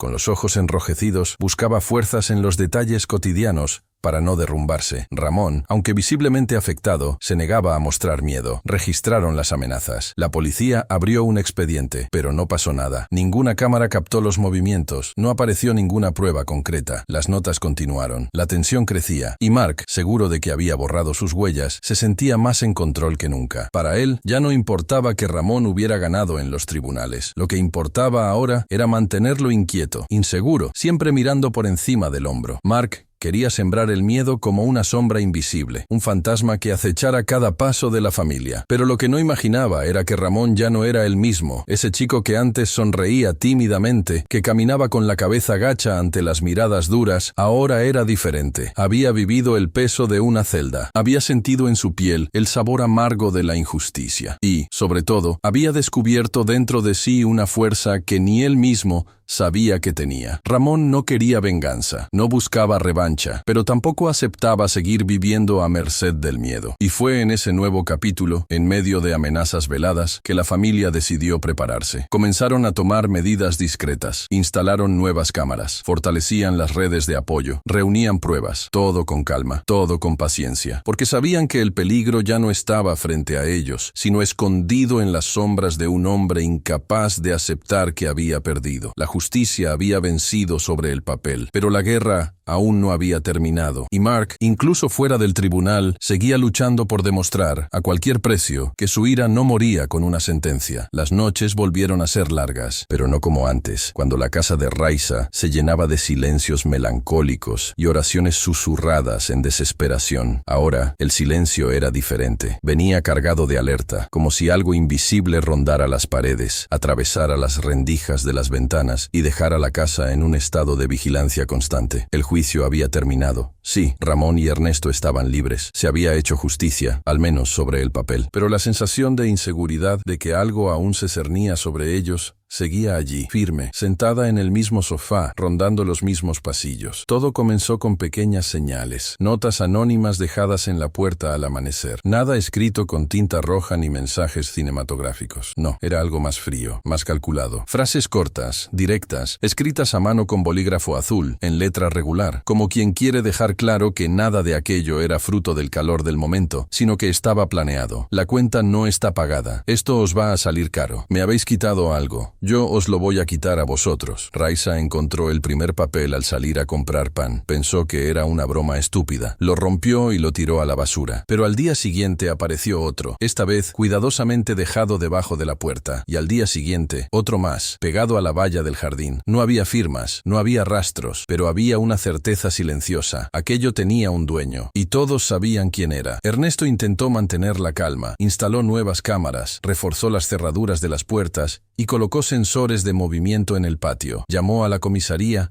y denunció lo sucedido. Un policía de guardia le escuchó atentamente y le prometió que las patrullas pasarían con más frecuencia por la zona. Pero él también sabía cómo funcionaban las cosas. No pasaría nada hasta que surgiera algo concreto. Y cuando se trata de amenazas sutiles, nada es lo suficientemente concreto. Solo la tensión, solo el miedo. Ramón empezó a evitar salir solo. Ya no iba andando al colegio. Evitaba los caminos oscuros. Su mente, entrenada para el razonamiento jurídico, ahora funcionaba como un radar. Evaluaba rostros, cruzaba horarios, memorizaba matrículas de coches desconocidos. Lo que antes era solo una molestia se convirtió, día tras día, en una estrategia de supervivencia. Ya se había enfrentado a un sistema corrupto, pero ahora se enfrentaba a algo aún más peligroso, la sombra de un hombre que había perdido el control y por ello se había vuelto impredecible. Dentro de casa, la rutina había cambiado. Las luces de la entrada permanecían encendidas hasta tarde. La televisión servía de ruido de fondo para distraer la mente. Y la mesa del comedor, que en otro tiempo había sido un lugar para conversaciones distendidas y planes de futuro, ahora servía de apoyo para discusiones prácticas. ¿Qué hacemos si intenta algo? ¿A quién avisamos? ¿Deberíamos salir de la ciudad? Pero en el fondo todos lo sabían. Huir sería darle a Mark exactamente lo que quería. La sensación de que que aún controlaba su destino. Raiza, aunque con el corazón encogido, se negaba a vivir como rehén. Seguía saliendo a hacer la compra, aunque con pasos apresurados. Mantenía la rutina de la casa, aunque cada ruido que se oía fuera hacía que su cuerpo se tensara por instinto. Había pasado demasiado tiempo al borde del abismo como para dejarse arrastrar ahora por el miedo, y se lo repetía a su hijo y a su marido, como un mantra de resistencia. No hemos llegado hasta aquí para escondernos, pero las notas no cesaron, y lo más aterrador fue darse cuenta de que alguien los observaba de cerca. Uno de los papeles mencionaba una conversación entre Ernesto y Ramón,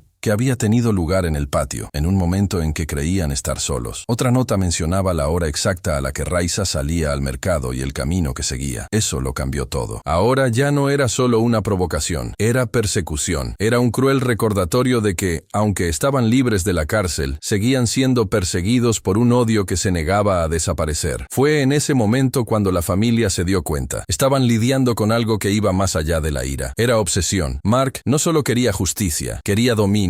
Quería volver a ver sus ojos bajos, sus cuerpos encorvados por el miedo. Quería que cada paso fuera dado con vacilación, que cada decisión estuviera regida por la duda. Quería que, incluso fuera de la cárcel, Ramón siguiera preso de la inseguridad, del trauma, del miedo constante. Pero Ramón era otro. El niño que un día tembló ante falsas acusaciones ahora estudiaba seguridad digital. Comenzó a rastrear patrones, a revisar grabaciones, a comprender cómo se entregaban las notas. Y aunque aún no tenía una respuesta definitiva, estaba decidido. No dejaría que aquello quedara impune. Y más que eso, no permitiría que su familia fuera aterrorizada por quienes ya habían intentado destruirlos una vez. Una noche especialmente silenciosa, miró por la ventana y vio, por primera vez, una silueta cerca de la valla. No se movió, no gritó, solo observó. Y desde ese momento, algo dentro de él cambió. No era miedo, era vigilancia. Era el nacimiento de un nuevo tipo de valentía, aquella que se construye no en la ausencia del miedo, sino en la decisión de enfrentarlo. La guerra invisible estaba en marcha, y aunque no había trincheras, disparos ni alarmas, algo aún más profundo estaba sucediendo. Una disputa entre el intento de control de un hombre poderoso y la resistencia silenciosa de una familia que ya había aprendido, de la manera más dura posible, a no doblegarse. Las notas seguían apareciendo, pero ahora cada una de ellas era archivada, fotografiada, analizada, porque Ramón ya no era solo un niño injustamente tratado, era un estratega. Y si Mark quería librar una guerra en las sombras, aprendería, de la peor manera, que incluso en la oscuridad, quien conoce la luz nunca camina solo. Aquel martes comenzó como tantos otros, el cielo nublado, el viento cortando las esquinas del barrio y el silencio de las primeras horas de la mañana, llenando las calles como un aviso de que algo allí todavía estaba fuera de lugar. Ramón se despertó temprano, como siempre hacía desde que salió de la cárcel. Seguía manteniendo una disciplina estricta, como si el tiempo entre rejas le hubiera enseñado que la libertad también se construye con rutinas. Se vistió con calma, desayunó con sus padres y salió hacia la escuela con paso firme, tratando de convencerse de que el miedo ya no dominaba sus días. Raiza observó a su hijo desde la puerta hasta que dobló la esquina. Lo hacía todos los días, no por desconfianza, sino por ese instinto maternal que se siente cuando algo está a punto de salirse de los carriles. Y esa mañana, su corazón pesaba más de lo habitual. Ernesto se dio cuenta, le tocó el hombro y le dijo que todo saldría bien, pero ella no respondió, solo miró al cielo, como quien busca en las nubes alguna respuesta que el mundo se empeña en ocultar. Ramón siguió su camino, auriculares, mochila al hombro, pensamientos inmersos en los planes del día. Ya estaba cerca de la escuela cuando vio un coche negro aparcado en la acera. No era raro que hubiera vehículos parados allí, pero algo en ese coche llamaba la atención. Las ventanillas tintadas, el motor en marcha, el ligero movimiento de alguien en el asiento del copiloto. Ramón aminoró el paso. Su instinto le alertaba, pero la razón intentaba convencerle de que solo era una coincidencia. Fue entonces cuando se abrió la puerta del coche. Dos hombres bajaron con rapidez y precisión. No hubo gritos ni alboroto. Fue una acción milimétricamente calculada. Uno de ellos agarró a Ramón con firmeza, mientras el otro sostenía la puerta abierta. En cuestión de segundos, lo empujaron dentro del coche, le arrancaron la mochila de los hombros y el vehículo arrancó antes de que nadie pudiera darse cuenta de lo que estaba pasando. La calle, aún desierta, no tuvo testigos, solo una paloma que voló asustada y un semáforo en rojo que nadie respetó. Dentro del coche, Ramón intentó reaccionar, pero no había manera. Estaba inmovilizado, con los brazos presionados y la cara cara cubierta con una capucha. Lo único que sabía era que se lo llevaban. ¿A dónde? ¿Por qué? ¿Y quién? Ya lo sospechaba. Porque en el fondo, aunque intentaba no creerlo, sabía que Mark no había terminado su guerra. Al otro lado de la ciudad, Raisa estaba ordenando la cocina cuando sonó el teléfono. Contestó sin imaginar que esa llamada le devolvería el pánico que juraba haber dejado atrás. La voz al otro lado era baja, directa, y lo que dijo fue suficiente para que le fallaran las rodillas. Tu hijo está conmigo. Si quieres volver a verlo, transfiere el dinero de la indemnización. Todo, hoy. La llamada duró solo unos segundos. Ernesto llegó corriendo al oír el vaso caer al suelo. Encontró a Raisa pálida, sentada en el suelo, con el móvil temblando en las manos. Cuando ella finalmente consiguió contarle lo que había pasado, él se quedó en silencio. Un silencio tan denso que llenó toda la casa. Lo primero que hizo fue mirar el reloj. Luego corrió al dormitorio, cogió el móvil y llamó al abogado. No había tiempo para formalidades. Había que actuar. Sabían que no podían involucrar a la policía de inmediato. No había garantías. ¿Y si le pasaba algo a Ramón por represalias? El miedo ahora era real. Tenía forma, nombre y se había llevado a su hijo. Ernesto propuso un intercambio. Volvió a llamar al número de la amenaza y pidió negociar personalmente. Ofreció entregar el dinero en efectivo, en un lugar acordado. Mark, al otro lado de la línea, dudó un segundo, pero aceptó. El lugar sería una carretera antigua, casi en desuso, a las afueras de la ciudad. La hora, al final de la tarde. La cabeza de Ernesto hervía con pensamientos. Sabía que no podía confiar en Mark, sabía que era una trampa, pero también sabía que Ramón necesitaba ayuda, y que, en ese momento, lo único que un padre podía hacer era usar su propia vida como moneda de cambio, si era necesario. Mientras Raisa preparaba el dinero, Ernesto llamó discretamente a un contacto policial de confianza. Un viejo amigo que se había alejado del sistema cuando se dio cuenta de que la justicia estaba siendo manipulada. Le pidió ayuda. No como un favor, sino como último recurso. El amigo apareció discretamente, escuchó todo con atención y entregó 2 rastreadores, uno para colocarlo en el zapato de Ernesto y otro escondido en la maleta con el dinero. Era un plan arriesgado, pero era todo lo que tenían. Al final de la tarde, bajo un cielo anaranjado que contrastaba con la gravedad de la situación, Ernesto y Raisa se dirigieron al lugar de la entrega. La carretera estaba desierta, flanqueada por árboles retorcidos y matorrales altos. La camioneta de Mark ya los esperaba.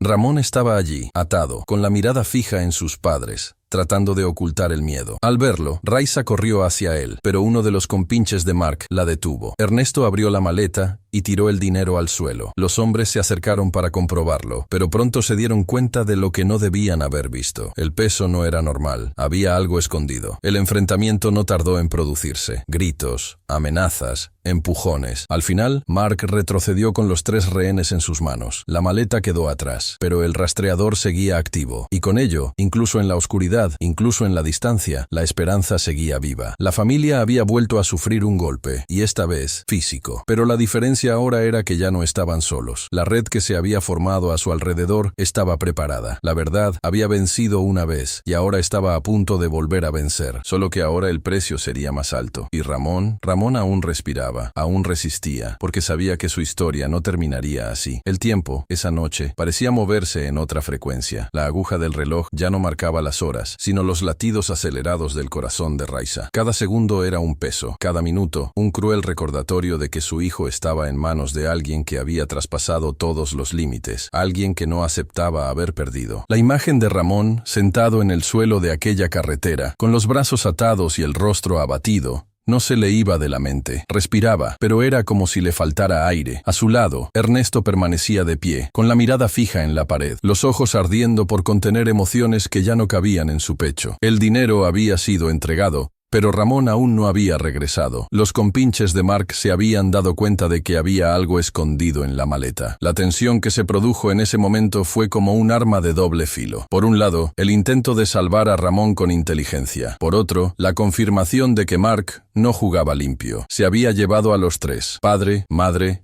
e hijo. La carretera quedó atrás. El coche avanzó hacia lo desconocido, y con él también se llevaron el miedo y el valor de toda una familia. Dentro de la camioneta, el silencio entre los secuestradores era absoluto. Ernesto, incluso bajo amenaza, lo observaba todo. Contaba las curvas, fijaba las señales, intentaba memorizar el trayecto, los olores del lugar, cualquier detalle que pudiera indicar más tarde una ubicación. Ramón estaba a su lado, emocionalmente herido, pero lúcido. Sabía que el rastreador en el zapato olfato de su padre aún estaba activo. Era la única esperanza. E incluso en medio del dolor, su mirada decía, todavía vamos a salir de esta. Horas más tarde, ya en un lugar apartado, los tres fueron llevados a una antigua cabaña de madera en medio del bosque, escondida por la vegetación alta, de esas que el tiempo ha abandonado. Las paredes de la construcción crujían con el viento y el olor a humedad impregnaba el aire. Era el tipo de lugar donde se desaparece, donde nadie escucha, pero también era allí donde, sin saberlo, Mark estaba siendo lentamente acorralado. Mientras tanto, la policía trabajaba con los datos del rastreador. El dispositivo en el zapato de Ernesto había dejado de emitir señal en medio de una zona de difícil acceso, pero el último registro era suficiente para iniciar una operación. Se activaron discretamente los equipos tácticos. Helicópteros sobrevolaban las zonas rurales. Se distribuyeron vehículos patrulla en puntos estratégicos, pero todo en silencio, sin sirenas, sin titulares. La orden era clara, actuar con precisión, pero sin alertar a quien controlaba la situación, porque un movimiento en falso podía costarle la vida a Ramón. En la cabaña, Mark encendió el portátil, se conectó al sistema bancario y exigió, ante los rehenes, que Ernesto transfiriera de vuelta la cantidad que había recibido como indemnización judicial. Era la última carta. Quería borrar la derrota, borrar las huellas, reescribir la historia con la punta de la amenaza. Ernesto dudó, no por el dinero, sino por la humillación de estar allí, obligado a deshacer lo que la justicia ya había reconocido. Pero al mirar a Ramón, preso, cansado, tratando de disimular el dolor, cedió. Con manos temblorosas,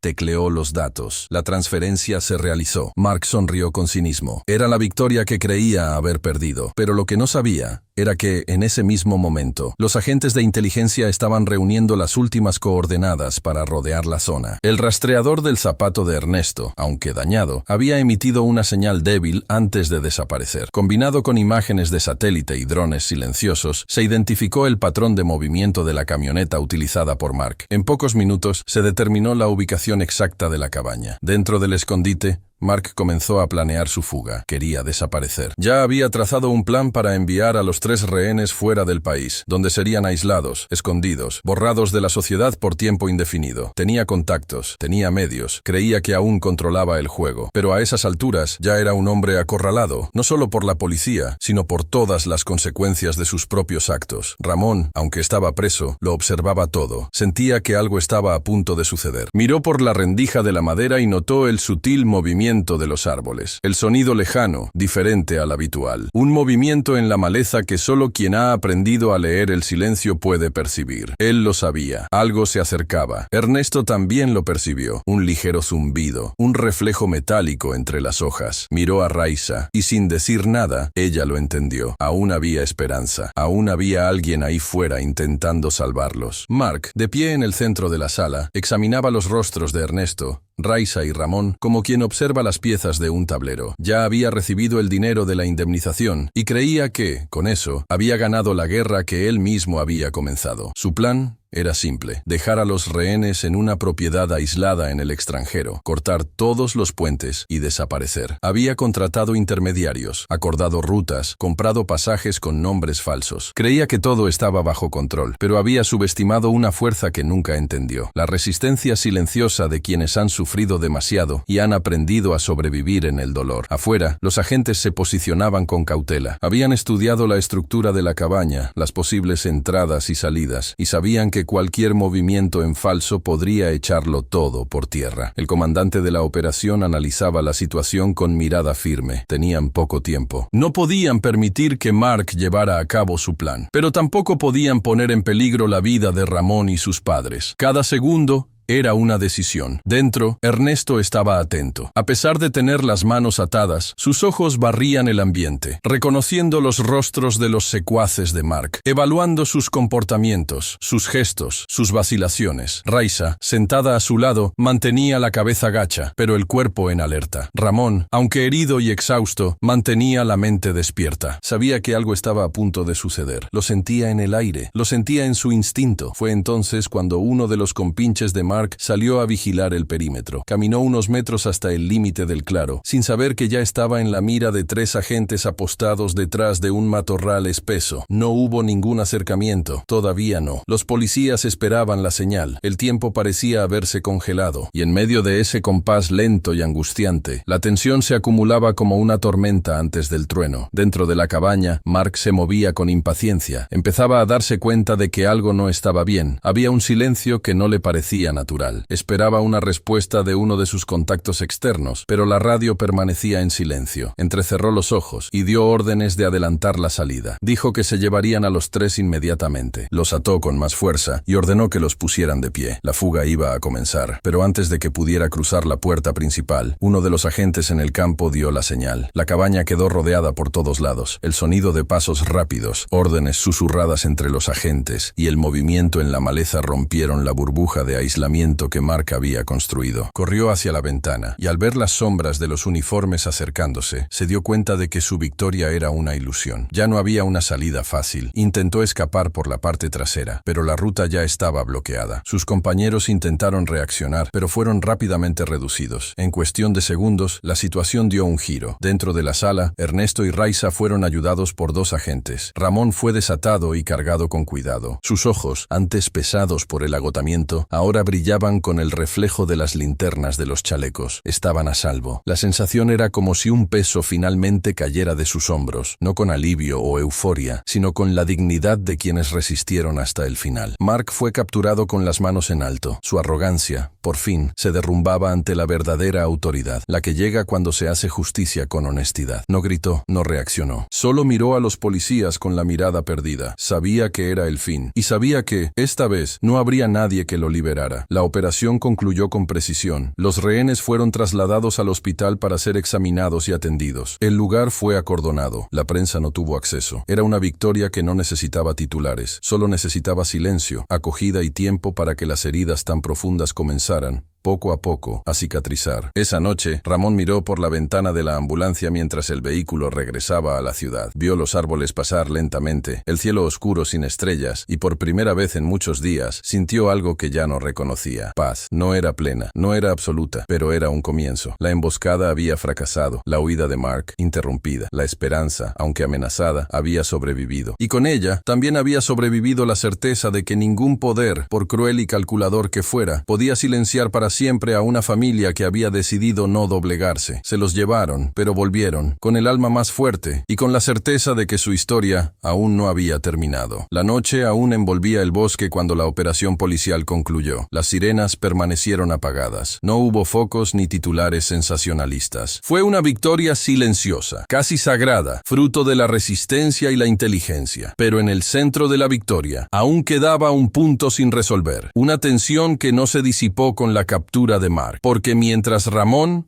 Raiza y Ernesto eran trasladados para recibir atención médica, los policías descubrieron algo que los dejó en estado de alerta. Había una orden pendiente, silenciosa y peligrosa, dejada por Mark como último recurso. Dentro del móvil que llevaba, los agentes encontraron mensajes cifrados, instrucciones para transferir fondos de cuentas offshore, nombres de intermediarios en otros países y, lo que era aún más alarmante, un plan de acción ya puesto en marcha para presionar a Ernesto a realizar una nueva transferencia. La cantidad era elevada, mucho mayor que la indemnización. Mark sabía que, al perder el juicio, también perdería prestigio en el mercado, acceso a inversiones y la confianza de los accionistas. Y entonces hizo lo que siempre había hecho. Jugó sucio, utilizando la manipulación como arma. Sabía que la única forma de recuperar el control, o al menos su ego herido, era hacer que Ernesto se doblegara de nuevo, aunque fuera por la fuerza. Mientras estaba bajo custodia, Mark exigía un acuerdo. No un acuerdo formal, sino una reunión con Ernesto. Decía que tenía información que podría exponer a otras figuras poderosas involucradas en el caso, pero que solo la revelaría si Ernesto colaboraba. Los policías consultaron a la fiscalía. Llamaron al abogado de Ernesto. Era una propuesta absurda, pero el tono utilizado dejaba claro que Mark aún ocultaba algo. Algo que, si no se enfrentaba, podría convertirse en una nueva trampa. A pesar de estar exhausto y conmocionado, Ernesto pidió ver a Mark, no por interés en el dinero, no por miedo, sino por convicción. Sabía que enfrentarse a su verdugo cara a cara, ahora sin cadenas invisibles, sería la única forma de cerrar el ciclo que había devastado a su familia. Quería mirar a los ojos a quien había intentado destruirlos, no con odio, sino con firmeza. El encuentro tuvo lugar en una sala aislada de la comisaría, bajo vigilancia. Los dos estaban separados por una mesa metálica, cada uno a un lado, acompañados solo por agentes armados y el abogado. Mark entró con el rostro abatido, los ojos aún cargados de arrogancia contenida. El intento de mantener el control era evidente, aunque la derrota ya estaba tatuada en su postura. Ernesto permaneció en silencio durante largos segundos. Solo lo observaba, como quien mira una tormenta que ya ha pasado, pero que ha dejado huellas en el suelo. Mark fue directo. Dijo que había movimientos financieros registrados a nombre de terceros, que involucraban a figuras públicas y autoridades de la ciudad. Dijo que, si Ernesto aceptaba transferirle una cantidad, una especie de indemnización moral inversa, podría garantizar la protección de su familia a largo plazo. La propuesta era sucia, atrevida, un último farol de un hombre que se negaba a desaparecer sin intentar manchar todo a su alrededor. Ernesto escuchó, sin prisa. Dejó que Mark hablara, que soltara sus amenazas disfrazadas de propuestas. Cuando terminó, el silencio cayó en la sala como una piedra pesada. Ernesto se levantó lentamente, apoyó las manos sobre la mesa y miró fijamente al rostro de aquel que, durante meses, había intentado destruir todo lo que amaba. Con voz baja, pero firme, respondió: «Ya le has quitado mucho a mi familia. Has intentado quitarme mi libertad, mi dignidad e incluso a mi hijo, pero no me quitarás nada más, ni un centavo, ni un segundo de mi paz. Lo único que te llevarás de aquí es el silencio de quien no cede». Mark, por primera vez, apartó la mirada. Ernesto salió de la sala con el corazón acelerado, pero en paz. Había hecho lo que tenía que hacer, no por orgullo, sino por honor. Sabía que en ese momento había enterrado para siempre el poder que Mark creía tener sobre su vida. Afuera, Raiza y Ramón lo esperaban. Madre e hijo estaban sentados uno al lado del otro, aún bajo los efectos del trauma reciente. Cuando Ernesto se acercó, Ramón se levantó y lo abrazó. No dijeron nada, no era necesario. En ese gesto estaba todo: la lucha, el miedo, el coraje y, sobre todo, la certeza de que, incluso en un mundo injusto, todavía era posible mirar a un enemigo y no convertirse en él. El traslado forzoso no se llevó a cabo. Lo que hubo allí fue otra cosa: el fin de una era de opresión, el cierre de un ciclo marcado por el dolor, pero también por la resistencia. La familia de Ramón no solo sobrevivió, mantuvieron intacta su alma, y eso, para Mark, fue la mayor derrota de todas. Cuando Ramón,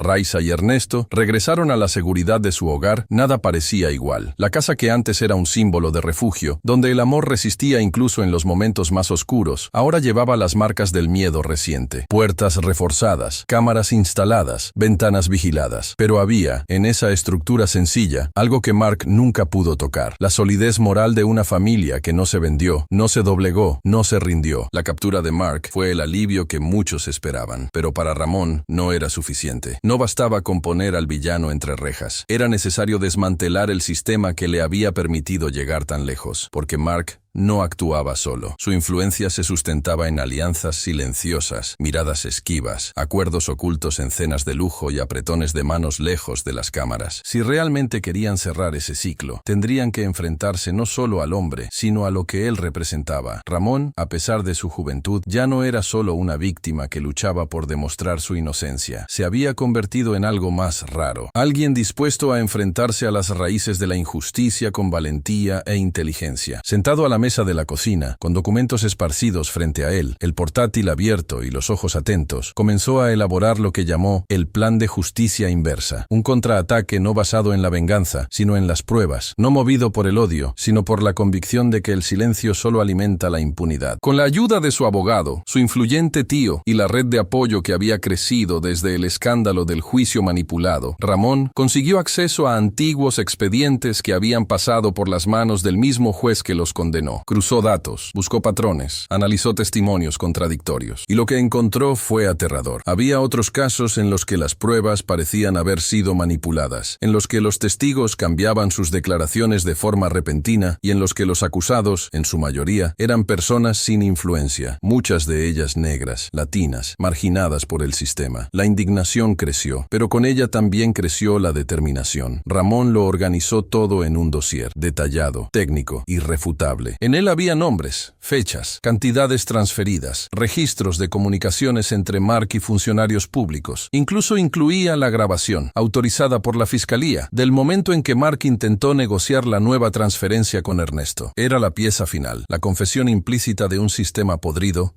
que intentaba salvar su propio cuello. El material fue enviado directamente al fiscal federal de la región, un hombre conocido por su postura dura y por no ceder ante las presiones políticas. Cuando leyó el contenido, comprendió la gravedad del asunto. Abrió una investigación formal contra el juez anterior, los policías corruptos y una red de empresarios que a lo largo de los años se habían beneficiado de las decisiones manipuladas. El proceso, que comenzó como un juicio injusto contra un chico negro de 16 años, se convirtió en un terremoto institucional. La prensa, al conocer los nuevos acontecimientos, volvió a interesarse por el caso, pero esta vez no con la vieja narrativa de familia bajo sospecha. Ahora Ramón era tratado como un símbolo de resiliencia. Documentalistas, medios internacionales y organizaciones de derechos humanos comenzaron a considerar el caso como un hito, no por sensacionalismo, sino porque lo que se estaba haciendo era algo poco común, una respuesta a la injusticia que no se limitaba al perdón, sino que avanzaba, investigaba y desafiaba estructuras. Mark, incluso preso, seguía intentando negociar. Sus abogados apelaban, amenazaban e insinuaban filtraciones, pero los tiempos habían cambiado. Las conexiones que utilizaba como escudo ahora estaban siendo arrancadas una a una. El juez corrupto fue destituido. Uno de los policías implicados fue detenido tras delatar los tejemanejes, y empresarios aliados comenzaron a aparecer en denuncias paralelas, todos conectados por un rastro de favores y omisiones que Ramón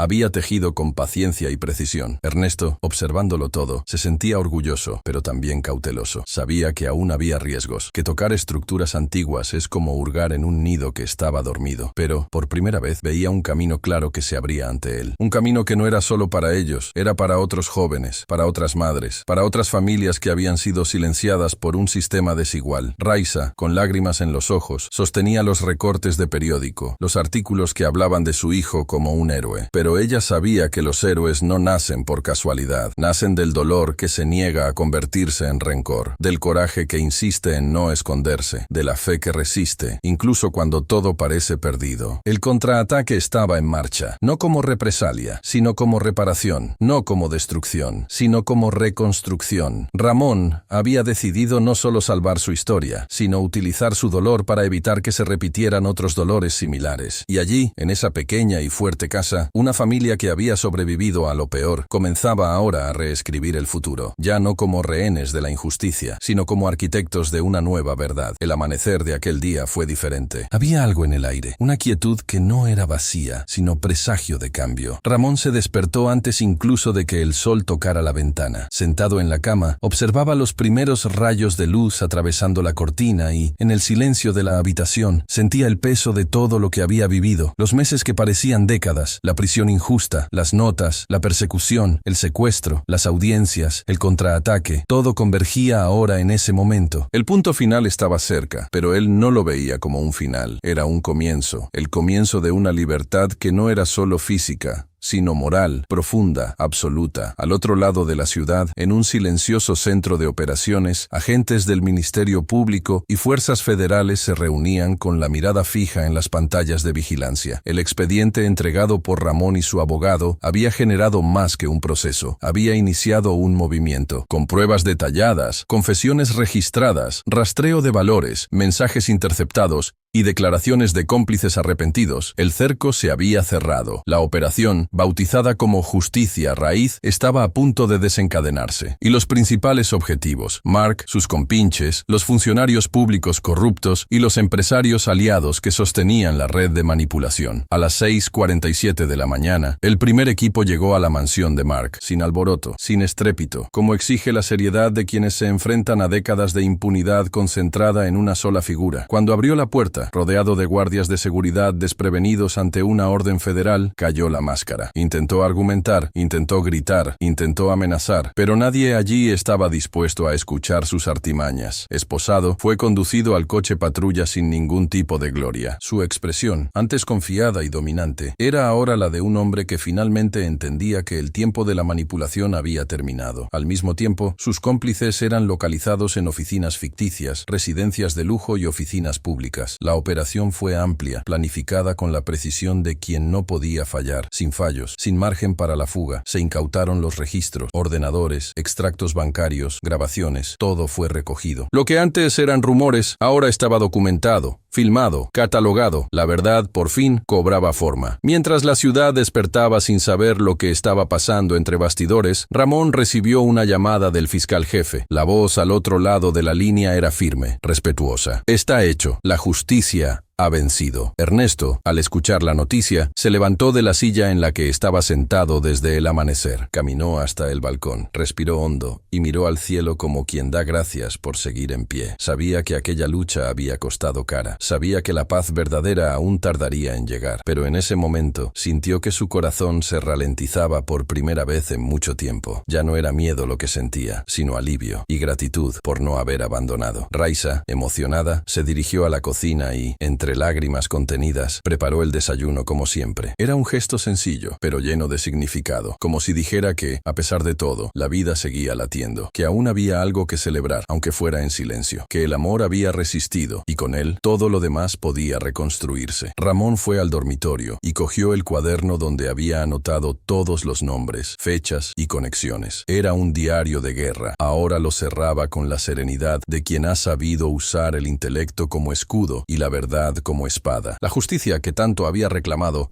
ya no era solo una idea lejana, era real, y tenía nombres encarcelados, cuentas bloqueadas, investigaciones en curso. Los periódicos publicaron los titulares al final de la tarde. Empresario detenido por corrupción, secuestro y manipulación de juicios. La foto de Mark, cabizbajo al entrar en la prisión federal, aparecía en todas las pantallas. Pero para la familia de Ramón, más que el escándalo público, lo que importaba era algo íntimo, profundo, la sensación de que, incluso ante el abuso de poder, la injusticia y los prejuicios, la verdad aún encuentra caminos para florecer. Ramón, Ernesto y Raiza estaban libres. Y no solo libres en el sentido jurídico, libres del miedo, libres de la duda, libres de las ataduras invisibles que los mantuvieron durante meses como rehenes de una estructura perversa. Habían vencido, no por la fuerza, sino por el coraje, la persistencia y la unión. El sol, que antes parecía esconderse ante la oscuridad que rodeaba a esa familia, ahora brillaba con todo su esplendor. Las sombras aún existían, porque el mundo aún carga con sus dolores, pero en esa casa, en ese momento, había luz. Y en el corazón de Ramón, nacido niño y convertido en hombre por la injusticia, había una promesa silenciosa, la de utilizar su historia para que otras no terminaran de la misma manera, porque ahora, sí, se había hecho justicia, y la libertad, por fin, era plena.